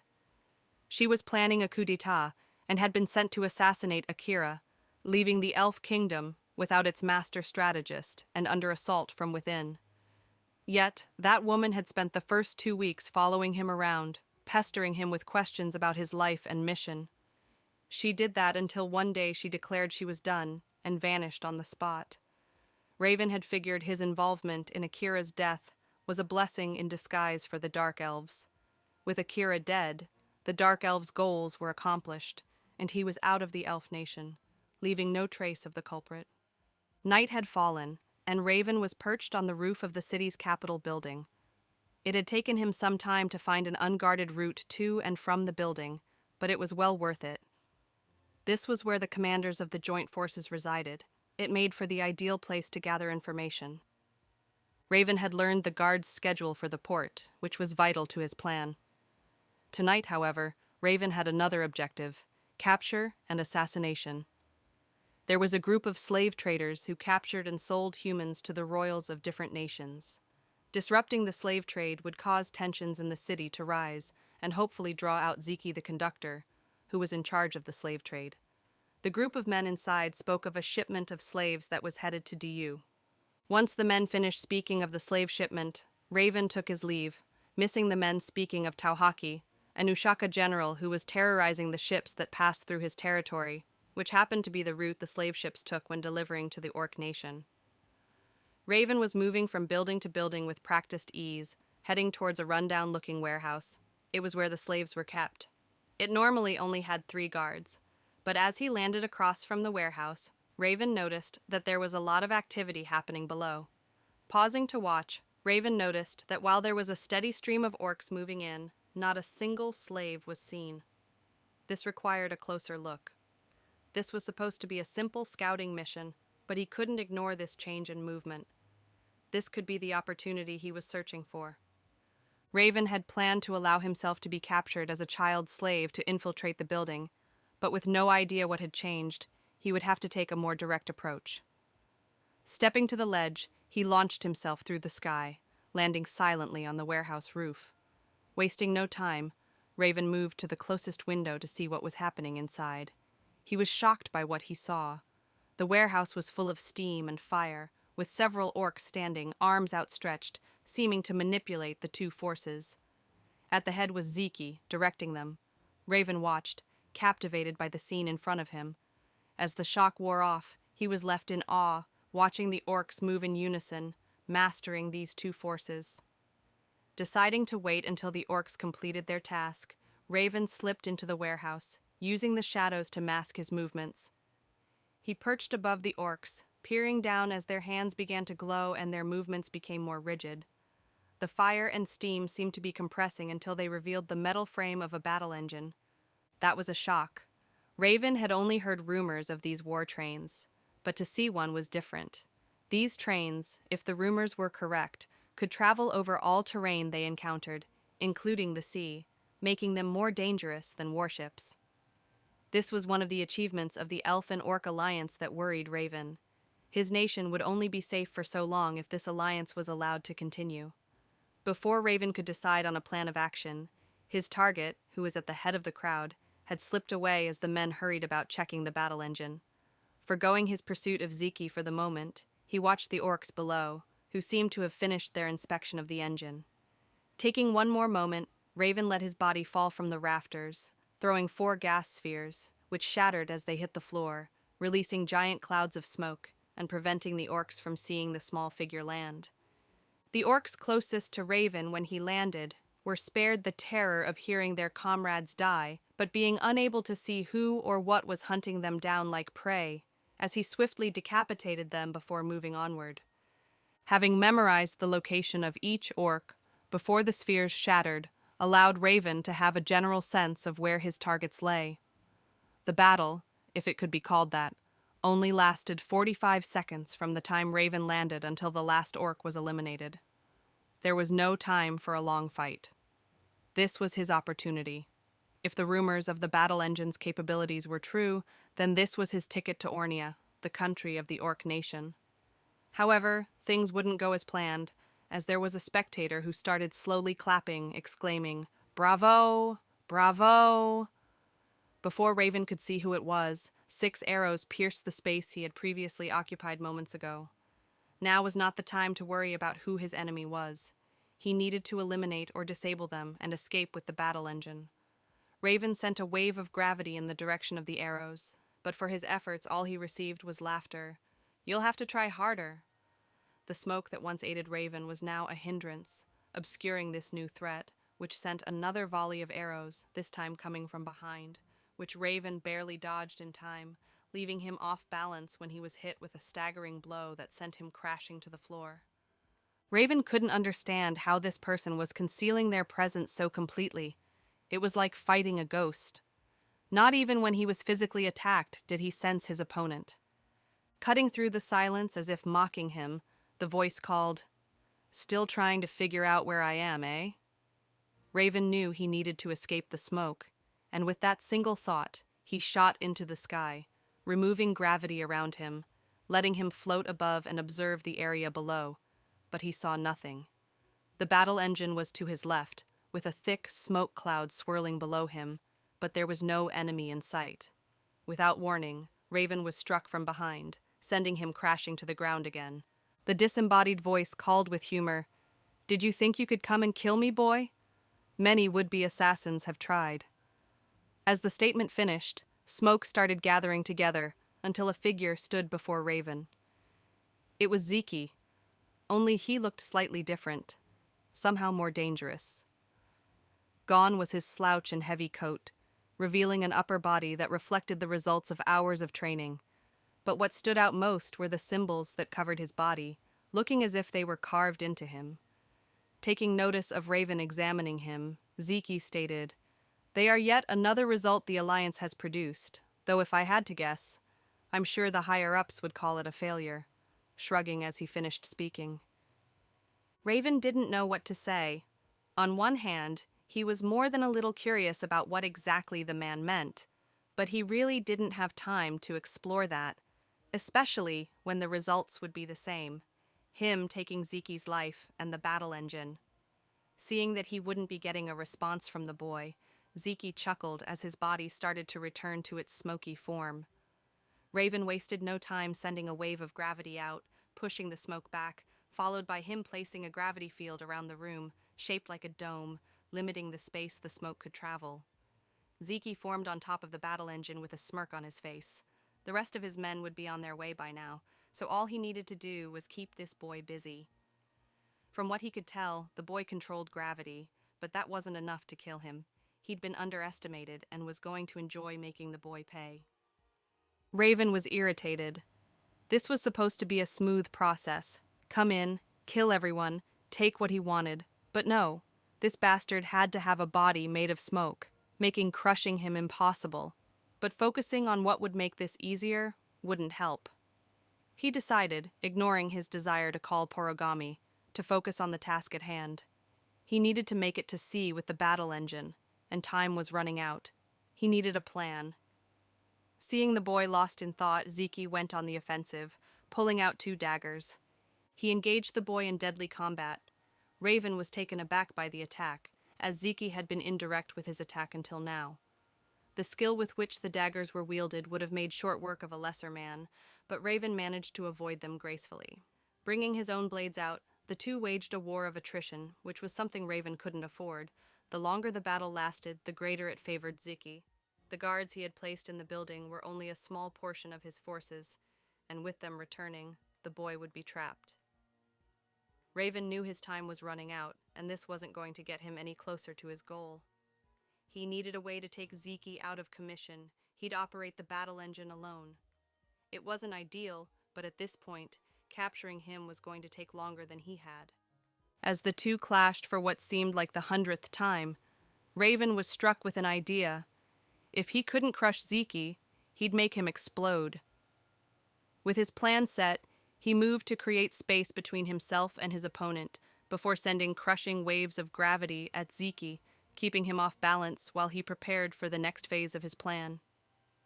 Zeke faced each wave with bravado, allowing his body to disperse and reform. If this was all the boy was capable of, then he needn't have used his daggers. With that thought, he put the blades away. This was what Raven had been waiting for. Zeke was confident in his victory and had been taking his attacks head-on. That's exactly what Raven needed. Sending one last crushing blast at Zeke's head, he readied his second attack, launching a gravity sphere that traveled slowly across the distance between the two. As Zeke's head reformed, he saw the sphere moving towards him, but he wasn't worried. He stood there, allowing the sphere to make contact with his body. It took a second for Zeke to realize his mistake, but it was too late. The sphere phased through his body before collapsing, sending a torrent of outward force, shattering the windows and scattering Zeke's body. Not wasting any time on his opponent's fate, Raven moved toward the battle engine and the control car. Inside the control room, he began to activate the battle engine. While he'd never admit it, Raven was thankful that he'd met Gila. He felt a small sense of gratitude towards her. She had been the one to tell him of the battle engine and how to operate it, and while it would have been more convenient to force Zeke to operate the engine, he'd be able to wing it. The battle engine was surprisingly straightforward, having only 3 controls: a lever that moved up and down, controlling the speed, a half circle that was used to guide the battle engine, and a rod that came up from the floor, which was used to activate the brakes. After playing with the controls a bit, Raven was confident that he could make his way to the Orc Nation. There would be no ship on the ocean that could catch him. It would take him about an hour to reach the coast, since he was taking a roundabout way to avoid running into any patrols. He had spent part of his time there learning the movements of the orcs and elves that monitored the area. Raven felt Takumatan and Porogami approaching and went to open the door, allowing Takumatan, who came trotting alongside the engine, to lazily jump inside through the sliding door before Porogami swooped in, landing on Raven's shoulder. With them all there, Raven decided that he would explore the battle engine. He'd need to set the engine's course before leaving the control room. The controls were simple, but setting a course that wouldn't need to be altered while he was exploring was the trick. Using his knowledge of the area and how patrols moved, he mapped out a course that, if he slowed his speed just a tad, would allow him to pass safely to the coast. With that done, Raven and his two companions left the control car. The cars were connected by a short and narrow bridge, big enough for only one person to cross at a time. Raven stepped across into the next car, which was revealed to be the sleeping quarters. The space inside was several times larger than the outside of the car, which meant that spatial distortion seals were used in the construction of this engine. Raven thought to himself, "Whoever commissioned this engine must have been an elf lord. Only they possessed the resources needed." The room was lined with bunk beds on each side, with 3 long tables down the middle that looked like they could be used for dining or to hold meetings. The walls were lined with an array of weapons and black cloaks. Takumatan went to lay on one of the beds as Raven continued to explore the cabin. He could sense his master's curiosity taking over him as he wandered the room, picking things up before putting them back. To Takumatan, this only meant one thing. It was time for him to take a nap. As he started to close his eyes, he noticed his master making his way to the door, deciding he'd rather sleep than explore. This bed was comfortable, plus he'd had a long day. Reaching his master, he deserved this, and with that, he shut his eyes. Porogami couldn't believe Takumatan. How could he sleep when their master was so excited? It was rare for them to experience that their master had been so focused on his goal that they barely felt anything other than the crushing determination that at times bordered on madness. This was like feeling the sun's warmth after living in a frozen tundra. The master felt like himself again. All his focus was wrapped in his curiosity. To Porogami, nothing had been the same since they were forced to flee the Cien Nation after their master's failed assassination attempt. They had failed their master. Even though it was 2-on-1, they were unable to hold Ganesh back, allowing him to reach their master, the queen, merging with her fully, ruining any chance they had at killing her. Just the memory of how close they came to death was a feeling Porogami never wished to experience again, but even that was preferable to the state their master was in. But there was no point in feeling the past when she could feel the present. Raven had finished looking around the car and was ready to move on when he spotted a feathered dagger with hard blue diamonds adorning the hilt and a silver scabbard. He was drawn to the blade, picking it up with care before examining it. Raven wasn't sure how, but he knew he should take this blade with him. What powers it held, he wasn't sure, but his instincts told him that he needed to take the blade. After attaching it to his waist, Raven then made his way to the door that led to the next car. As he stepped through the doorway, Porogami landed on his shoulder, nuzzling his cheek before settling in as he entered the next car, which was much less impressive than the previous car. It was the kitchen. Upon seeing the kitchen, Raven chuckled at how Takumatan would have loved this car, but the lazy bear couldn't be bothered with exploring. He'd rather nap. Shaking his head, Raven decided to check the area just in case there was something of note, and it wouldn't be a bad idea to take stock of the provisions on the battle engine. The car was set up with the center clear and 2 cooking and prepping stations spanning the length of the car. Porogami fluttered to a bag of seeds and proceeded to enjoy herself while her master explored.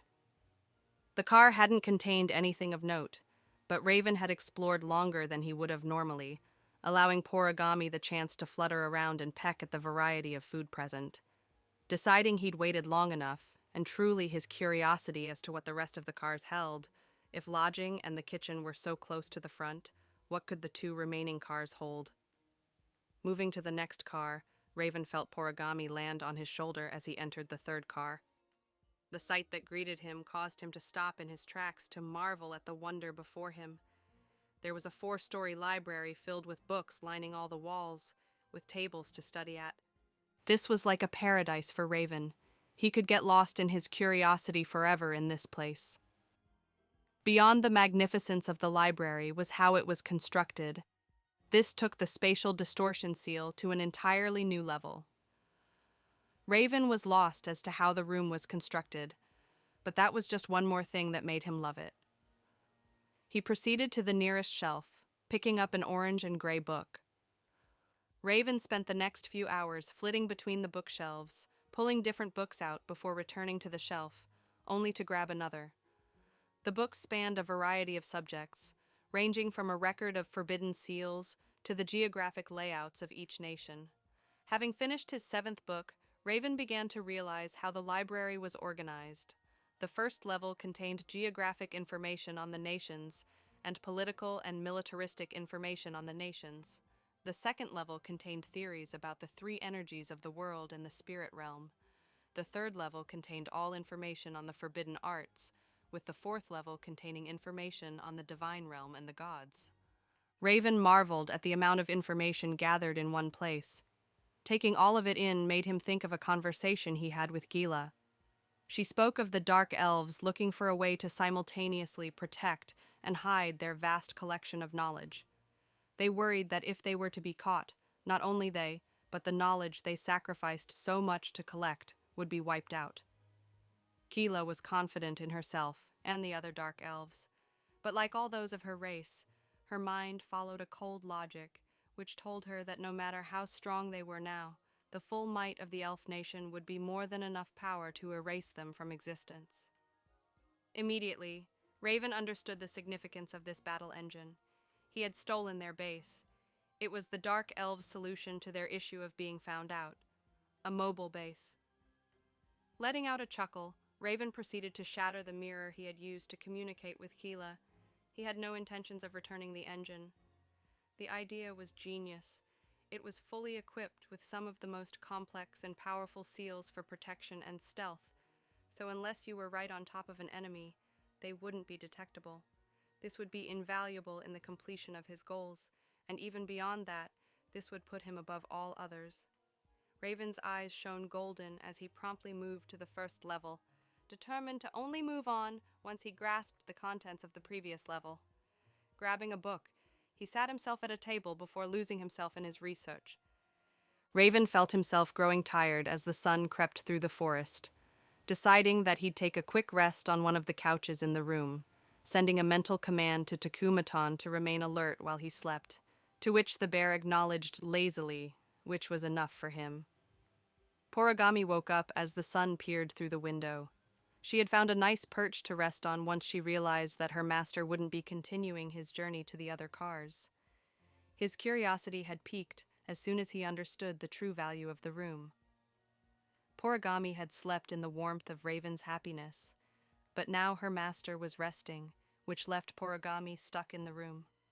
However, her master had brought fruits and water into the library. It was the only time since coming across the library that he'd left. Raven had mastered the art of lucid dreaming. Through years of meditation, he had reached a point where his body could rest while he entered his mindscape, which manifested itself as a medium-sized room that was filled with tables, chairs, and parchment to take notes. Raven entered the room and prepared to organize the information he had just learned in his mindscape. Raven could manifest his knowledge in the form of books, which allowed him to categorize his knowledge as well as view information objectively. Walking over to a bookshelf, he pulled a medium-sized book from the shelf. The title read Orc Nation, before moving to the table where he began the process of reading over what he knew of the Orc Nation, jotting notes in the book every so often, repeating the process as he moved through the book until he reached a black page signaling all he knew of the nation. Raven awoke slowly. It was dark again, which suited him just fine. His plan was to go to the 2nd floor and continue his research on the nations and mystic energy, focusing on the Orc Nation, even though he made sure to take a mental note of any information that seemed useful about all the nations. As Raven moved to the stairs, there was an explosion sound and a message from Tecumatan. The message wasn't detailed, but it got the point across. They were surrounded and being attacked. The battle engine shook with the sound of another explosion as Raven made his way towards the engine room. Once in the engine room, Raven began to use his limited knowledge of the controls to erect a defensive barrier, while he tried to figure out who or what was attacking them. If he remembered the sea charts he used to set his course, he should be well outside of the domain of the Ushaka kingdom, which should have reduced his chances of being discovered. Raven began debating his next course of action. With limited information, allowing this attack to continue could prove disastrous. However, if it happened to be some form of sea creature, then the barrier should suffice. Still, Raven couldn't afford to leave things to chance. A sense of dread had built since he felt the first shock. Raven extended his senses out into the depths of the ocean, where he felt a powerful presence headed towards him. Immediately, Raven proceeded to bring the battle engine to a halt, knowing that conflict was inevitable and that being caught from behind would put them at a disadvantage. Moving to the door of the car, Raven ordered Tecumatan and Poragami to follow him to the top of the battle engine, where they prepared for battle. Grabbing his gear, Raven steeled his nerves for what his senses told him would be a fight for survival. Fixing his sword to his back and grabbing his gauntlet blades, Raven headed towards the exit. Raven climbed out of the hatch with Poragami on his shoulders and Tecumatan close on his heels. He stepped out onto the roof of the battle engine. He could tell the presence was gathering energy to attack. Raven began to prepare himself for battle, gathering his energy, but before he could even focus, he sensed an incoming attack. The sound of thunder cracking was heard just as the water's surface was broken by a spear surrounded by storm clouds. It came careening towards Raven, forcing him to dodge and forgo his own attack. The spear missed him and crashed back into the water as a figure arose from the sea, wearing black pants that seemed to absorb light and a dark sea-green belt. Feeling that there was no time to waste, Raven immediately called Poragami to him while issuing a mental command to Tecumatan to send shockwaves towards the figure, hoping to suppress him. Merging with Poragami, Raven took to the sky. He caught sight of his adversary preparing another attack, seemingly ignoring Tecumatan. Drawing his sword, Raven shot towards the figure, intent on ending the battle swiftly. Ashura ignored the figure moving towards him to take in the surroundings. He didn't sense anything else, but his cautious nature told him to check anyway. As he surveyed the area, he felt a presence on top of the battle engine. So there are two of them. Ashura lazily waved his hand in the direction of the battle engine before submerging himself again, parrying Raven's attack all the while. A second later, the water started to swell into a massive wave rushing towards the battle engine. Raven only had time to recover and turn around before seeing the wave crash into the battle engine. Ashura sent a command to the golden orcas to move in a frenzy to obscure his attacks. Extending his senses, he located Raven and sent several spears of water jetting towards him. Raven dodged the spears with little difficulty, which was only met with another volley. This time, Raven found it harder to evade them. There were twice as many this time, and their speed had doubled as well.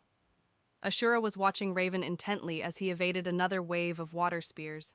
The boy seemed to possess some skill, which only served to affirm Ashura's desire to eliminate him. Chapter 8. Things Fall Apart. Raven was feeling the pangs of fatigue, but he knew this was no time for such petty indulgences. However, Raven knew this fight needed to end quickly. Battles of attrition weren't his strong suit. This meant he needed a plan, but Tecumatan being limited to the battle engine was a major handicap. With that in mind, Raven knew that trying to overpower his foe would be useless, so he'd rely on what had gotten him this far: his skills as an assassin. He knew the idea of assassinating an enemy who was already aware of his presence and alert was the height of folly, but he could do it. With his plan in mind, he stopped just dodging the water spears and created a gravity barrier around himself, repelling all incoming spears. Knowing that he only had moments before his opponent would certainly send a stronger attack, moments were all he needed, though. He landed on the battle engine and unleashed a skill he learned as a child: all black. The sky darkened, and thick black mist waves started rolling off of Raven's body. This was what he had come up with. All black was a skill that created a dark mist from the user that obscured vision, but also acted as part of Raven's senses, having full awareness of everything in the mist. Raven planned to limit the area of combat where he should have the advantage. Ashura was irritated. Not only did the boy repel all incoming spears, but also the brat activated a skill. Not sure exactly what the skill did, he knew it was partially to obscure his vision. Did the boy think this would be enough to turn the tides of battle? Ashura scoffed in his head before readying 3 skills of his own: Uzumaki, Tsunami, and Ripple. Being able to use multiple skills at once was a testament to how powerful Ashura was. Each skill sprang to life. 4 massive water tornadoes charged toward the dark mist. As that was happening, the space between Ashura and the boy started to contort as water spears shot up out of the water before crashing back down, slowing the advance of the waves of mist. Uzumaki and Ripple were merely used to stall the boy as a gigantic wave started to form in the distance before it began rushing forward as well. This should be sufficient to keep the boy in place, Ashura thought as he prepared to finish this. Raven was unleashing as many feathers from his wings as he could, rapidly filling the dark mist with them. This was to create an area where defense was automatic and counterattack. Raven was connected to the mist, being able to sense anything that entered it. Even an inanimate object would be detected by the mist. With the feathers spread out, Raven could respond instantly to all attacks and counters. However, Raven knew this wasn't enough. He still needed to reach that man, which is why he activated his second skill just as the water tornadoes were racing towards him. Raven gave the silent command Doppelganger. A double sprang to life from the black mist. No words were needed. The double raced to the battle engine, slipping inside. With that done, Raven steeled his nerves and launched through the air towards the man, his black mist spreading out even more rapidly than before. The battle had given Raven a sense of the man's personality, so he knew that how superior the man seemed to think himself. Avoiding a head-on clash would be unthinkable. Ashura watched the boy rush towards him, somehow either evading or deflecting the water spears, while also evading the tornadoes. It seemed the boy was putting in quite a bit of effort to reach him. However, Ashura had no intentions of ever letting that happen. How could a lowly boy ever expect to face him, the strongest of the Ushaka warriors, in true combat? What insolence to think that this was more than him culling the weak who wandered too far down the path of destruction. Ashura laughed. He would show this boy how wrong he was. First, he sent the 4 tornadoes to pin the battle engine in place. He was sure he could hear an audible tongue click. A smirk spread. The boy must have thought he hadn't noticed the summon he sent to the engine. How foolish to assume that anything would escape his notice while in his domain. With the battle engine immobilized, Ashura sent forth the massive tsunami wave, urging it to move faster than any natural waves could. As the wave blitzed forward, Ashura began to activate his final skills.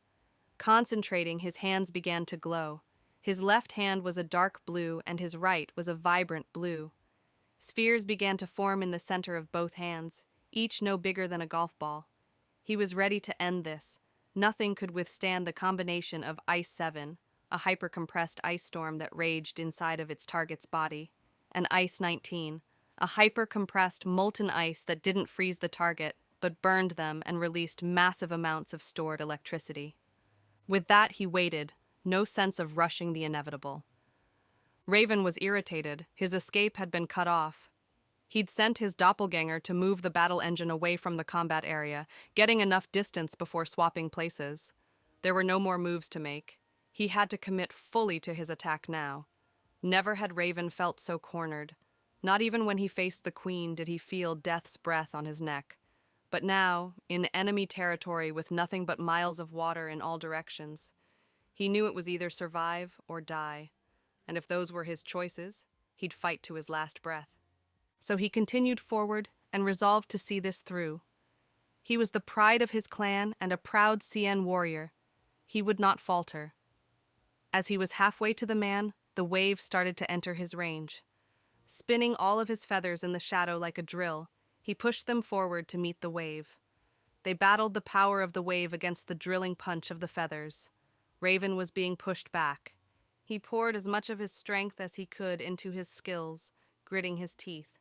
He started to press forward, the wave parting little by little. With one final push, he had made it through the wave. Without a second to spare, Raven started to release. That was the single command given when the boy made it through the wave. At the command, the spheres of Ice 7 and 19 surged forward with blinding speed and precision. They both pierced the boy's body. Ice 7 struck his left shoulder, releasing a massive amount of energy that instantly froze the left side of his body. Ice 19 struck through the abdomen, burning and electrocuting the boy's insides. He began to fall. There was one thing left for Ashura to do. As the boy's life left him before he hit the water, Ashura turned towards the battle engine. He was curious about it. It had taken the brunt of 2 skills, but looked relatively unscathed. The windows were all broken, and there were dents from the impact of the tornadoes, but it was still standing. This would be his prize for defeating that boy. Ashura liked that idea. He wasn't stealing the battle engine, he had earned it. So ends Raven's journey across the ocean.